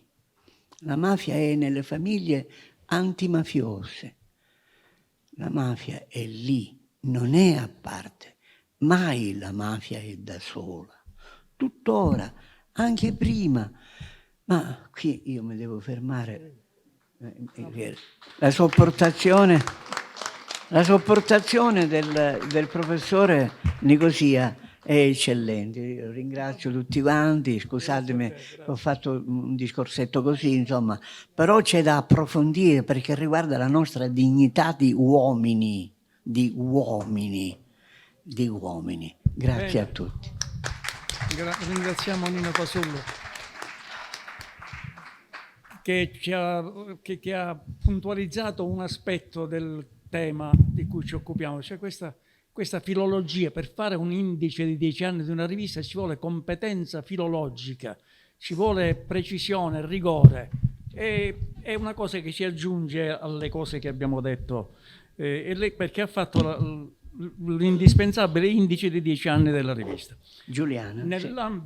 Nell'ambito della biblioteca regionale, Ignazio Romeo ha organizzato qualche anno fa un colloquio, una conversazione con Giuliana Saladino, ma soprattutto accompagnata da una mostra molto interessante di opere, di fogli rari, di quelli che ha la biblioteca centrale della regione. E a lui appunto la parola. Grazie. Il tema è Giuliana Saladino fuori dall'archivio. Grazie, io cercherò di essere breve, però confido anche molto nella vostra gentilezza, perché io dirò una piccolissima cosa, dopo che ne sono state dette tante e molto più significative o rilevanti di quello che potrò dire io. Come dice il professore Nicosia, se io sono qui a parlarvi di Giuliana Saladino è per via di una biblioteca e di un archivio. La biblioteca è la Biblioteca Nazionale di Palermo, che esiste dalla fine del Settecento e che nel 1977 ha cambiato il nome, qui ci vuole l'onomastica, in Biblioteca Centrale della Regione Siciliana, per la quale io ho lavorato per 20 anni tra il 90 e il 2010. L'archivio invece è l'archivio del giornale L'Ora, che la Regione Siciliana ha acquistato alla fine del 1999 e nel 2000 ha assegnato alla Biblioteca Centrale, perché lo custodisse e lo mettesse a disposizione degli studiosi. Diciamo, con questo archivio ho una certa intrinsecità, perché assieme al collega Fabrizio Romeo, che non è un mio parente, ne abbiamo steso l'inventario prima che venisse acquistata. E quando poi è stata acquistata, sono stato poi io a curare la nuova collocazione, quindi l'organizzazione ai fini della consultazione, almeno all'inizio. E Giuliana Saladino? Giuliana Saladino, come diceva il professore Nicosia, è stato l'oggetto di una proposta che io ho fatto 2 anni fa all'allora direttrice della Biblioteca Centrale, Margherita Perez, che mi aveva mostrato un'apertura per iniziative culturali che si potessero realizzare nella biblioteca.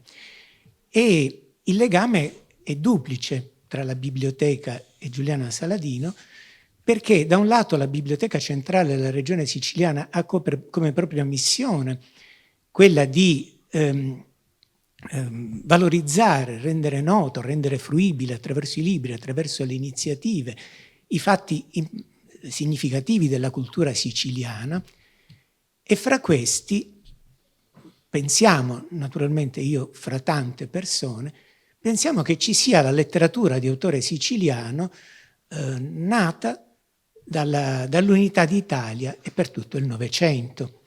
Non me ne vogliano i filologi, ma diciamo che fino all'Unità d'Italia la letteratura siciliana ha un ruolo abbastanza secondario nel corso della nostra storia letteraria, e invece a partire dall'Unità la Sicilia ha, come conseguenza di questo processo di trasformazione, di unificazione, una importantissima produzione letteraria, di cui gli scrittori letterari del Novecento, e qui veniamo a Giuliana Saladino, sono un elemento assai importante. Dall'altro lato, appunto, il legame tra Giuliana Saladino e Lora, questo archivio quindi che in qualche modo fa da trade union. Questa mostra è stata realizzata grazie anche alla collaborazione di persone che lavorano in biblioteca come Giuseppe Cucco, Antonella Bentivegna, e al momento di allestirla i libri li avevamo, come diceva stamattina Bianca Stancanelli, i libri nella biblioteca centrale ci sono, c'erano anche importanti periodici storici come per esempio Chiarezza, un giornale dell'immediato dopoguerra nella cui redazione Giuliana Saladino conobbe Marcello Cimino, suo marito. Però mancavano le fotografie. Per una mostra le fotografie sono indispensabili. Allora che cosa abbiamo fatto? Siamo andati all'archivio Lora. L'archivio Lora principalmente è un archivio fotografico con buste tematiche, ma soprattutto con buste nominative, divise in cronaca nera e cronaca bianca. La busta di Marcello Cimino era abbastanza nutrita, c'erano parecchie fotografie, molte prese anche in occasione di conferenze, dibattiti a cui Cimino aveva partecipato. La busta di Giuliana Saladino conteneva 2 fotografie. Chi conosce, io premetto che non conoscevo, anche se materialmente diciamo, l'occasione ci sarebbe forse potuta essere, ma non ho mai conosciuto personalmente Giuliana Saladino. Insomma, c'erano queste 2 fotografie. E a me, che sono un lettore di libri gialli, mi è sembrato un indizio di qualche cosa.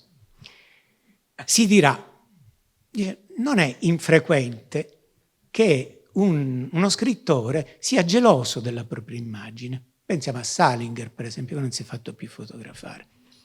Però il sospetto che ci fosse qualche cosa dietro c'era. E poi c'è questa pagina che è stata letta anche oggi nel documentario su Giuliana Saladino, un brano di Romanzo civile. Dice così: in un sussulto di vanità o di delirio narcisistico, confezionai pesanti sacchetti neri pieni di parole, inchieste, articoli, servizi, corsivi, e li consegnai con sollievo alla spazzatura cittadina. Era il 1980 e opplà, il più della vita era trascorso.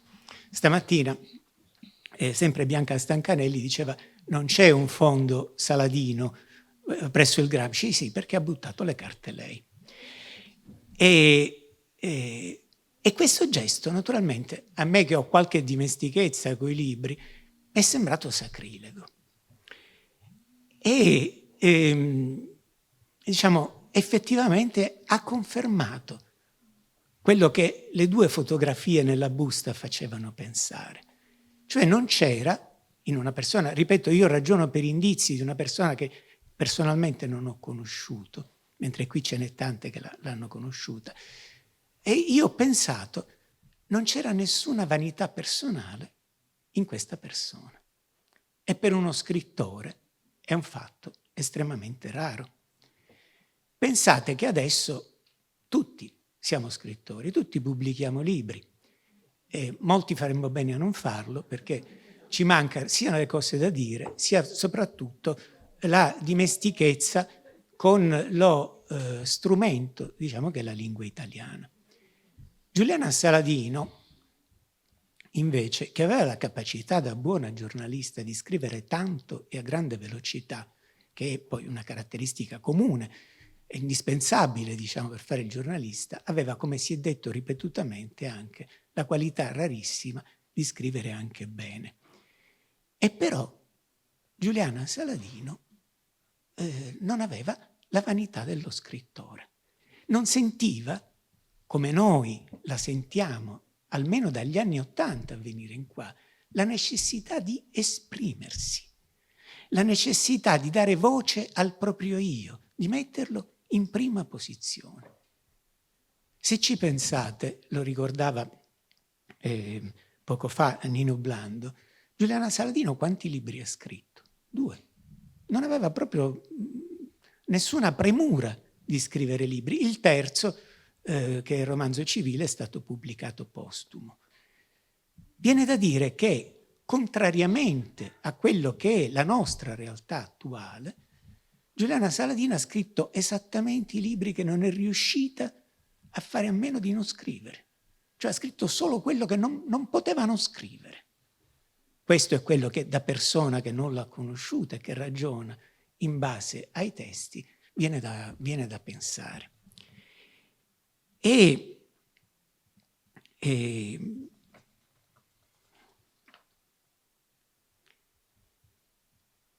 libri sono questi libri?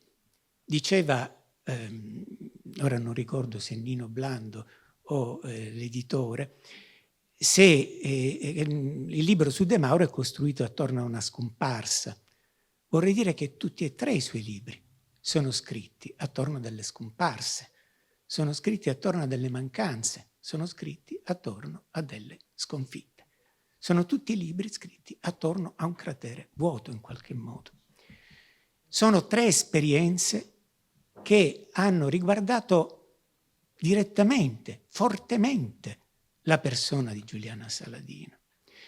Nel caso di Terra di rapina, naturalmente, la sua esperienza di militante comunista, di agitatrice, di partecipante alle lotte per le terre. Nel caso del libro su De Mauro, il rapporto col collega, con la redazione, con questa collettività che vede sparire uno dei suoi membri. Nel caso di Romanzo civile è il rapporto fortissimo con Lillo Roxas. Ma nessuno di questi 3 libri riguarda qualche cosa di strettamente e esclusivamente personale. Riguarda sempre delle collettività. E sono libri che Giuliana Saladino scrive a partire dall'appartenenza a un gruppo. La collettività di coloro che si sono battuti per le terre, il gruppo ristretto costituito dalla redazione dell'Ora e nel senso più lato dalla città di Palermo che si interroga sulla scomparsa di De Mauro, quel gruppo di amici che non è un gruppo a carattere strettamente personale o familiare che partecipa alla morte di Lillo Roxas, ma che invece costituito da quella classe dirigente d'opposizione di cui Giuliana Saladino era parte. Però ecco, Giuliana Saladino, da quello che si può ricavare, trovava che se qualcosa di significativo c'era in queste storie, era qualche cosa che riguardava il gruppo. E in generale, vorrei dire, tutte le esperienze a cui ha partecipato, sempre con questo suo spirito, diciamo, di fertile contraddizione, di viva dialettica, sono però tutte esperienze di gruppo, non solo quelle che ho citato, ma anche il lavoro collettivo nelle redazioni della casa editrice La Luna, di Mezzocielo, la stessa esperienza del Comitato dei Lenzuoli, sono tutte esperienze collettive. Perché se un successo questa persona si augurava, non era, come per noi dagli anni '80, un successo personale, individuale, era un successo collettivo. Era qualche cosa che generasse il meglio non per me o per te, ma per noi. E in questo io vedo un tratto fortemente novecentesco, fortemente novecentesco. E mi permetto di dire, dico, la butto lì, mi è venuto in mente, scusatemi, sono cose che uno dice, ma insomma, la difficoltà di Giuliana Saladino ad aderire al movimento femminista. Io sono venuto, diciamo, nell'epoca dell'autocoscienza, ma è un'epoca di fioritura dell'individualità. È un momento in cui si afferma la soggettività, in quanto individualità che si affranca. Ed è qualche cosa con cui è cominciata la storia che è venuta negli anni '80.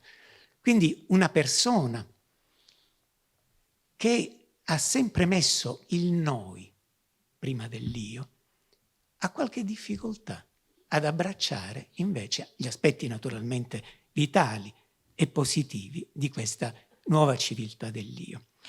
A proposito di terra di rapina, per esempio, Michele Perriera, in un bel saggio che c'è nella Spola Infinita, ha scritto: un'unica coscienza collettiva, profondamente ferita, sembra manifestarsi nelle diverse voci che animano il libro, ora malinconiche, ora rabbiose, ora tragiche.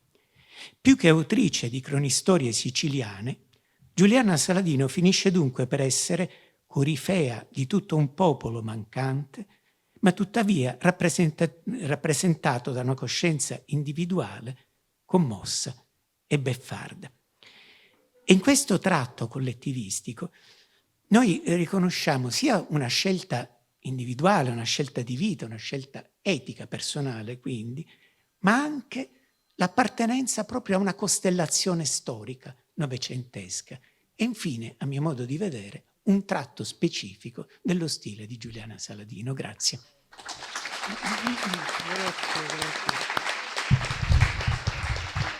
L'ultima testimonianza è quella di Giulia Barbera. Siete stanchi, lo vedo. Sarò breve. Allora, quando un tuo familiare diventa un personaggio pubblico sul quale si fanno tesi di laurea, si pubblicano e ripubblicano i libri, si fa questo convegno, è una gioia, perché sono contenta di poter condividere il pensiero di Giuliana Saladino con voi. Intanto devo dirvi che sono incredula che Giuditta Cimino, mia zia, non sia qui con noi. Adesso mettiamo un po' a posto l'albero genealogico. Giuditta Cimino non è mia zia, Giuliana Saladino non è mia nonna, ma è come se lo fossero state. In realtà Giuditta è la cugina di mia mamma. Fino a poco tempo fa andavo a trovarla nello studio dove da ragazzina andavo a trovare Giuliana Saladino. Autocoscienza non ne facevamo, ma facevamo invece quello che nella nostra famiglia si chiama lenticchie. Vi introduco al nostro lessico familiare, spostiamo il paravento.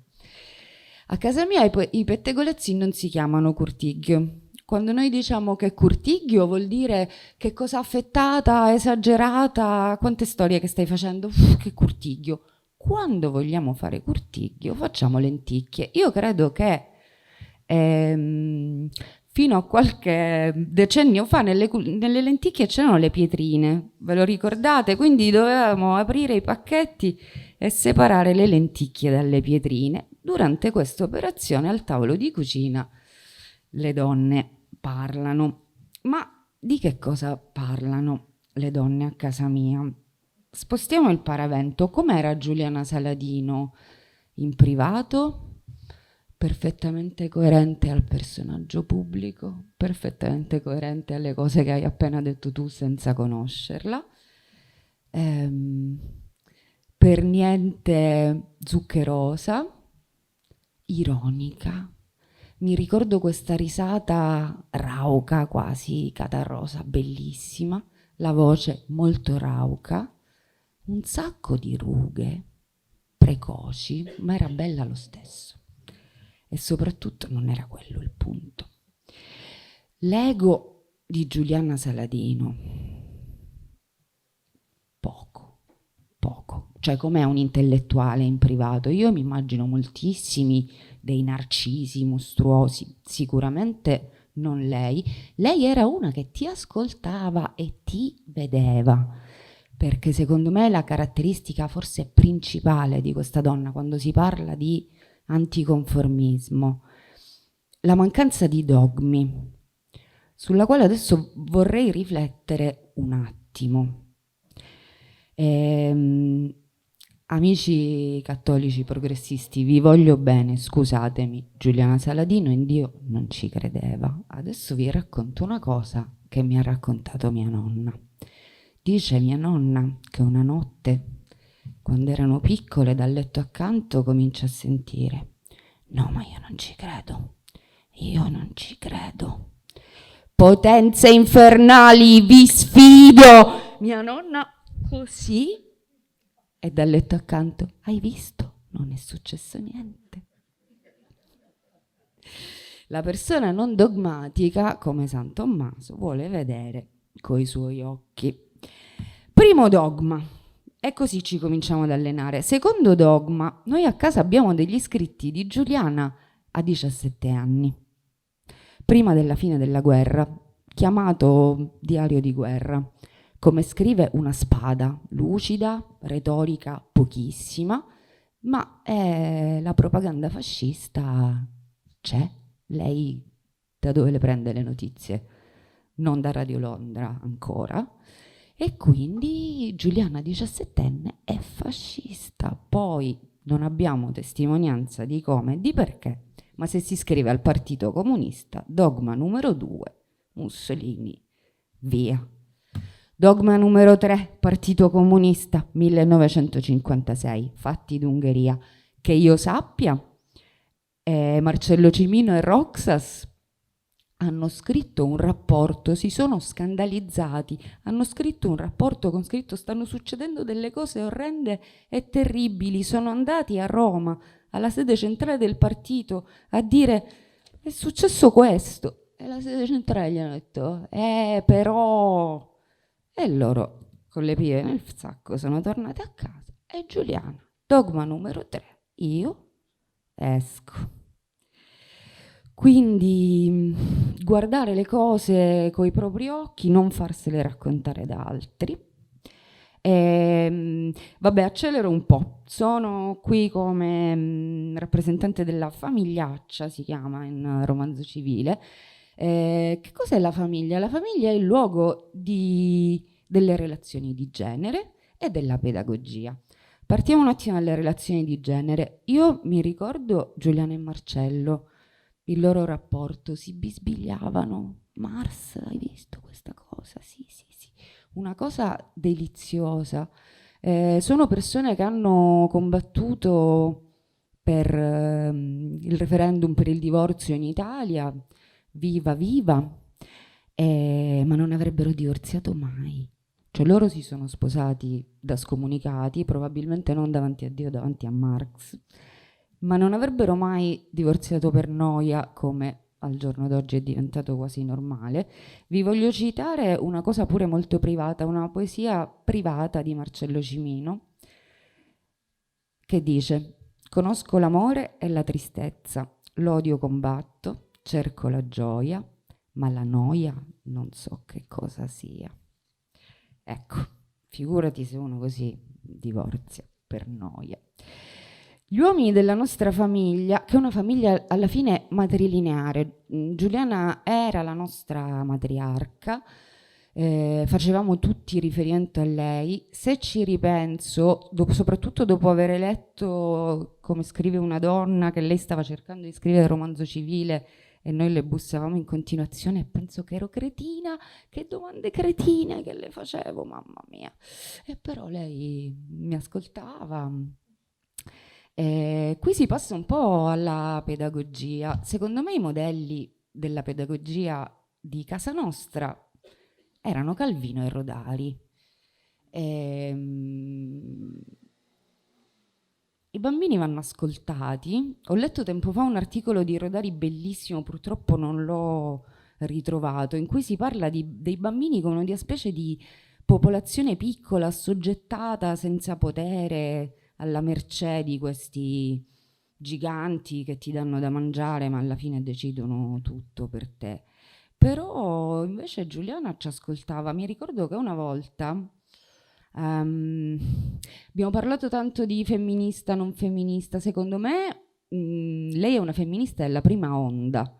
La prima onda di femminismo è quella che dice: voglio i pantaloni, voglio i capelli corti, voglio fare i lavori degli uomini bene quanto gli uomini, anche meglio, non voglio fare le sedute di autocoscienza, non voglio la gonna lunga, va bene, ma tutto questo va bene. Un po' più tipo Jo Marsh di Piccole Donne, ecco, secondo me, per me era un'eroina, e la fine di Piccole Donne mi intristisce moltissimo. A me piace di più pensare che Jo Marsh, che si taglia i capelli e vuole fare la scrittrice, poi diventa Giuliana Saladino.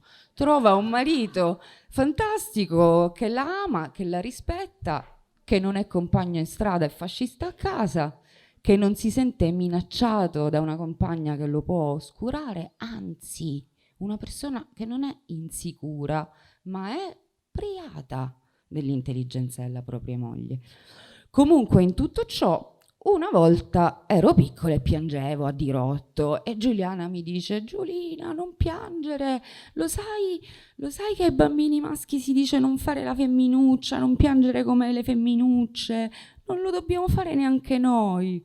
E io fra le lacrime gli ho detto: ma secondo me devono piangere pure i maschi. Io, femminista della seconda onda. E lei mi fa: hai ragione.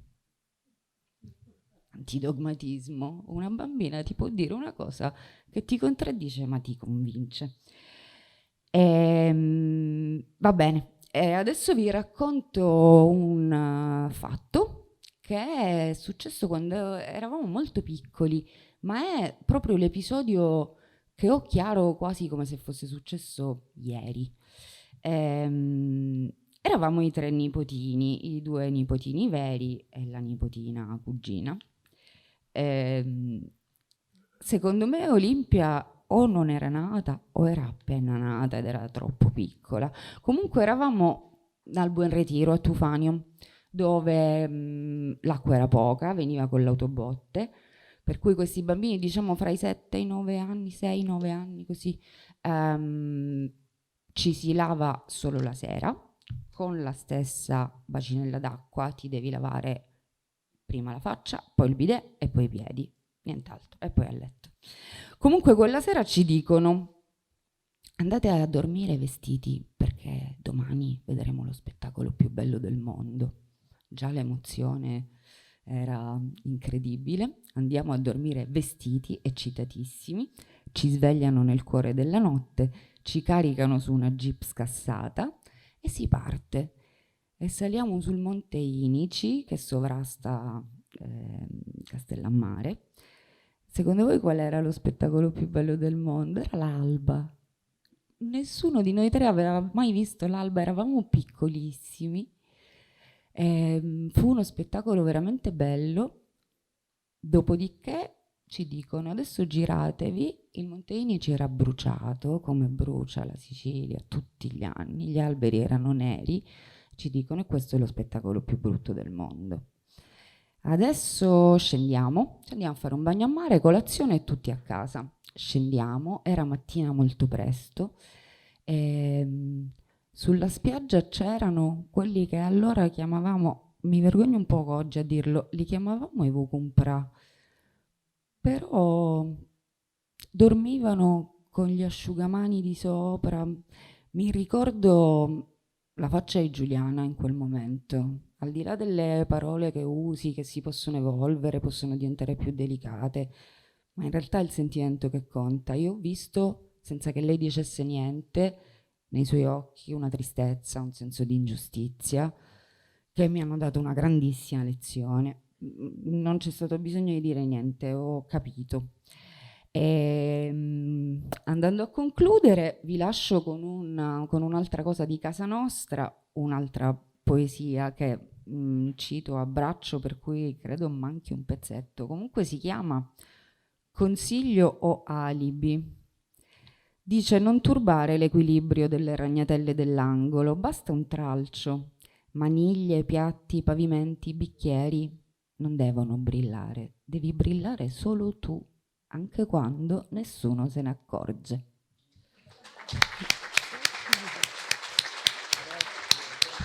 studio.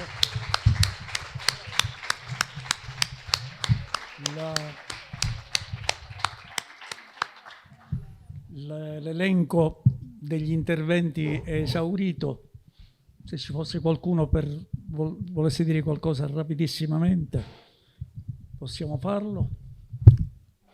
Altrimenti dico io pochissime. Salvatore Costantino.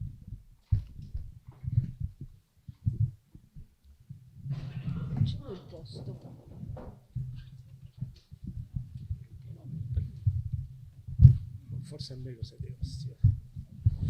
Ma già molto è stato detto su Giuliana, bisogna dire forse non abbastanza, molto ci sarà da dire. Ma mi è venuto di pensare, sentendo diversi interventi, cioè, viene in ballo una famiglia. Marcello, Marta, Giuditta, Giuliana. Forse nessuno meglio di Michele Perriera ha trovato il modo per definirla, questa famiglia, parlando di Marcello, famiglia soave. Lo posso dire avendo conosciuto molto da vicino,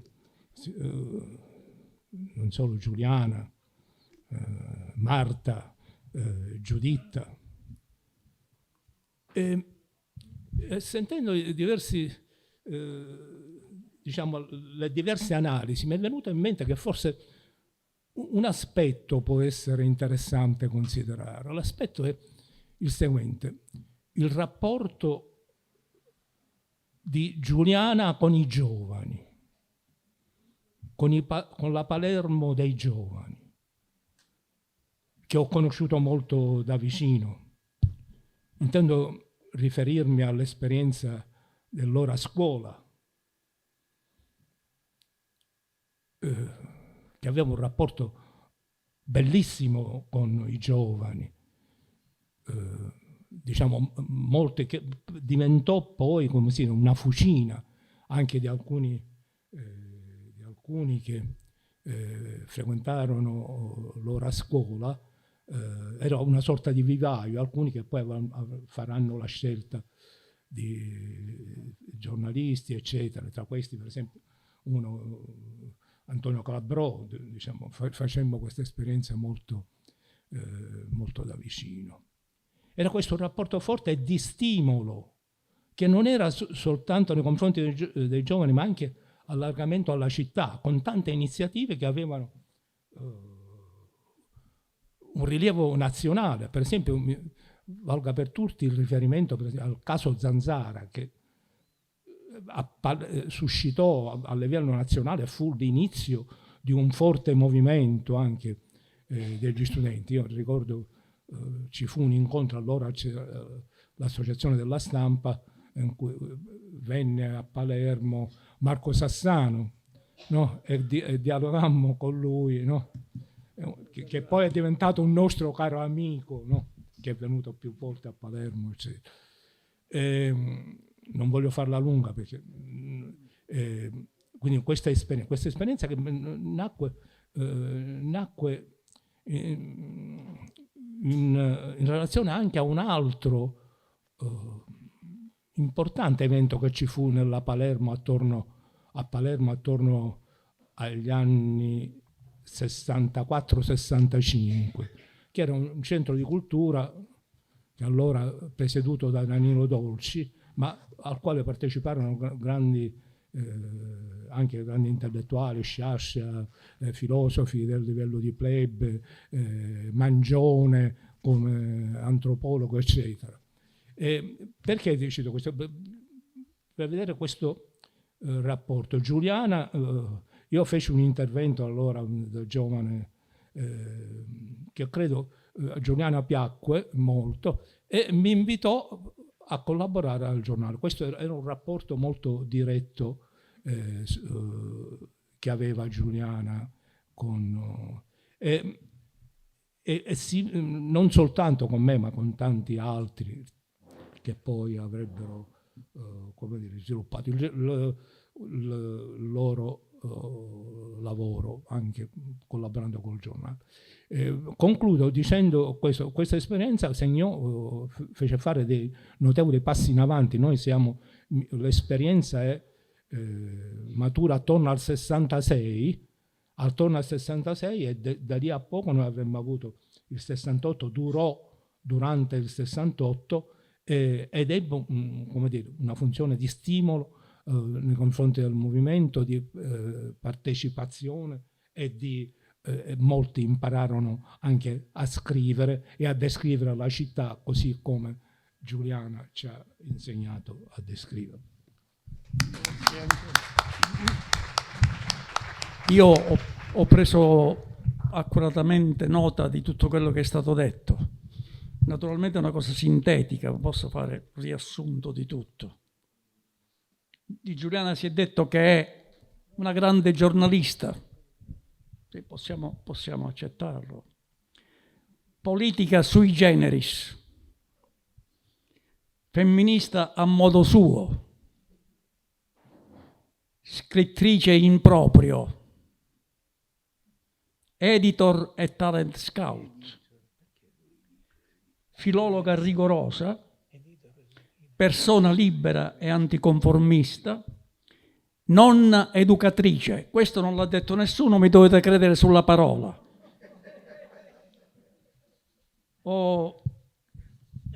Il libro Romanzo civile ha camminato per i fatti suoi, cioè sì, ci sono state le recensioni, le cose ufficiali, le prese di posizione, l'editore avrà fatto molto per promuoverlo. Il fatto che il libro è andato a sconosciuti, che l'hanno interiorizzato e hanno voluto entrare in rapporto col libro e con le persone che rimanevano di questo libro. L'ultima amica intima di Giuditta, che si sentivano ogni giorno, era una signora fiorentina che le aveva scritto un libro, del libro, l'aveva cercata, e è nata un'amicizia straordinaria, senza conoscersi prima.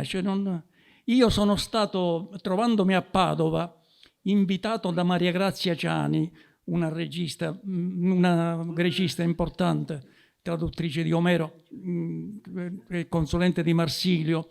Improvvisamente, mentre eravamo a cena, mi dice: ma sai nulla di questa signora di via Maqueda 110?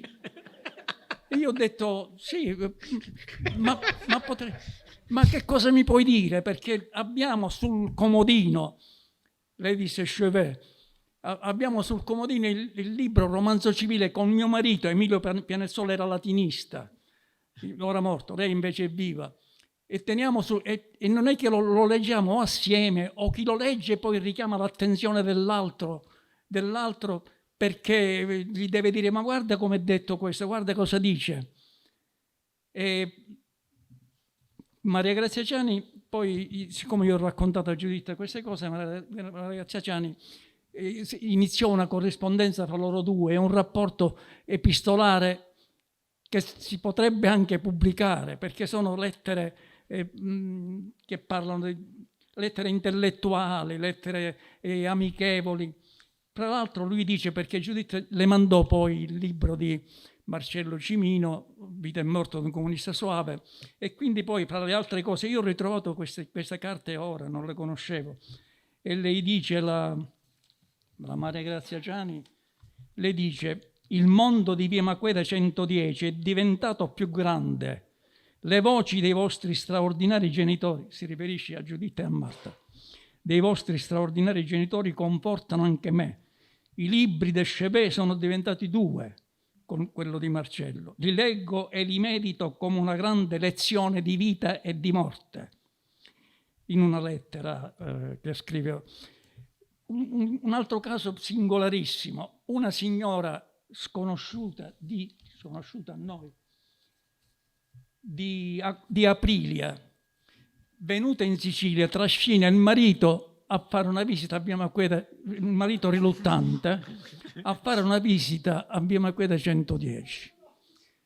Non si ricorda però, Via Maqueda se lo ricorda, ma 110 non se lo ricorda. Disperata, cerca una libreria e la trova da Feltrinelli. Compra il libro perché si ricorda che il capitolo quarto è Via Maqueda 110 e trascina il marito a cercare questa cosa. Entra, il portiere prima insospettito, poi comincia a parlare con lei. Era il 16 di agosto, non c'era nessuno, non poté quindi conoscere nessuno, se non scrive una lettera di 3 pagine a Giuditta, in cui ci sono delle cose incredibili. Dice fra l'altro: e un giorno si ritrova, e lei parla in terza persona, io sono stata una che non ha conosciuto queste cose, questa che ho avuto, era una persona colta, il padre e la madre. Lei dice: sono nata fra due grandi movimenti, il 68 e l'89, quella della Pantera, e giusto mi sono perso, il primo perché ero troppo piccola e l'altro perché ero già sposata e avevo figli. Dice: e un giorno si ritrova tra le mani questo romanzo civile e scopre una scrittrice fuori dal comune, una mente finissima capace di trasfondere nel testo del libro un esempio vivissimo di quella alta educazione alla vita, è una citazione, che costituisce un patrimonio di straordinario valore. E in conclusione dice: e anche perché avrei potuto dirle che continuo a leggere e rileggere il libro, che mi dice quelle parole che avrei voluto ascoltare crescendo e che così forti e chiare non avevo mai sentito. Cioè individuo un'essenza pedagogica in questo libro, cioè come la visione di fenomeni, di fatti che le erano sfuggiti ma che attraverso il libro ha imparato, e così via.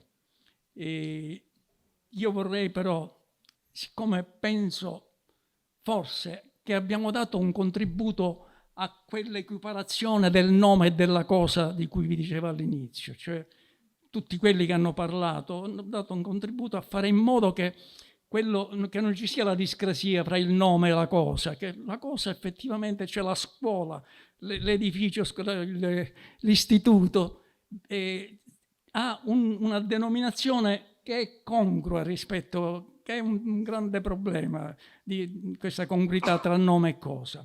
E volevo sapere da Giusto Catania se pensa che noi abbiamo contribuito a giustificare questa sua scelta, a giustificare nel senso della dignità, oppure se si è pentito di averlo fatto.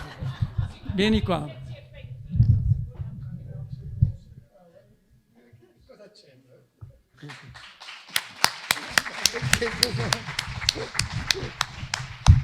Vabbè, è evidente che mi sono pentito, professore. No, intanto, a parte la battuta, io veramente volevo ringraziare tutte e tutti per lo straordinario contributo di idee e di arricchimento per ognuno e ciascuno di noi, ma soprattutto di arricchimento che ognuno di noi ha della figura di Giuliana Saladino.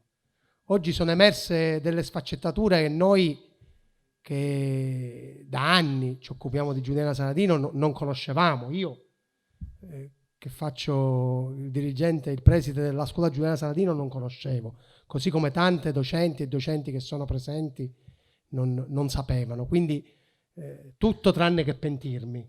Quindi veramente vi ringrazio per il contributo e per le cose che sono state dette. Ringrazio l'Istituto Gramsci che ha ospitato questo incontro pomeridiano, e ringrazio anche tutte quelle persone che sono venute stamattina a scuola. Lo dicevo stamattina e lo voglio ribadire anche adesso: per noi, e il professore Nicosia l'ha sottolineato, Giuliana Saladino non è solo il nome della scuola. Cioè, per noi Giuliana Saladino è stato in questi anni un impegno, la motivazione a investire su alcune scelte che contraddistinguono il curriculum scolastico. Cioè, noi abbiamo il nostro le nostre linee guida sulla educazione civica hanno un po', diciamo, stravolto quello che ci ha proposto il ministro Valditara. Per cui noi pensiamo che le cose fondamentali del curriculum di educazione civica siano la violenza di genere, la pace, la lotta alla mafia, e pensare che la scuola debba fare politica, cioè, che la scuola nasce, sviluppa la sua azione pedagogica perché l'azione pedagogica serve a costruire le cittadine e i cittadini della polis, serve per costruire un futuro migliore alle nuove generazioni che noi con cui ci troviamo a discutere quotidianamente nella nostra azione educativa a scuola. E questo lo facciamo pensando che possa essere in continuità con le tante cose che ha scritto e che ha lasciato Giuliana Saladino. Oggi probabilmente il modello più bello della giornata di oggi sono state le letture che hanno fatto le studentesse, almeno per me, le letture che hanno fatto le studentesse e gli studenti, che sono andate a cercare alcuni brani di Giuliana Saladino, alcuni articoli di Giuliana Saladino, li hanno interpretati, li hanno vissute come loro, e le scelte che hanno fatto erano in sintonia col percorso che avevano sviluppato: la lotta alla mafia, e quello forse più emblematico, il matrimonio riparatore, che sentivano come una cosa loro, e l'interpretazione che facevano le ragazze e i ragazzi era un'interpretazione che parlava della loro vita, della loro realtà quotidiana. E quando quella ragazzina oggi ha detto: che consiglio daresti, citando Giuliana Saladino, a una tua coetanea che è rimasta incinta? Non ti sposare, sei troppo giovane. Stava parlando Giuliana Saladino, ma stava parlando una ragazza del CEP.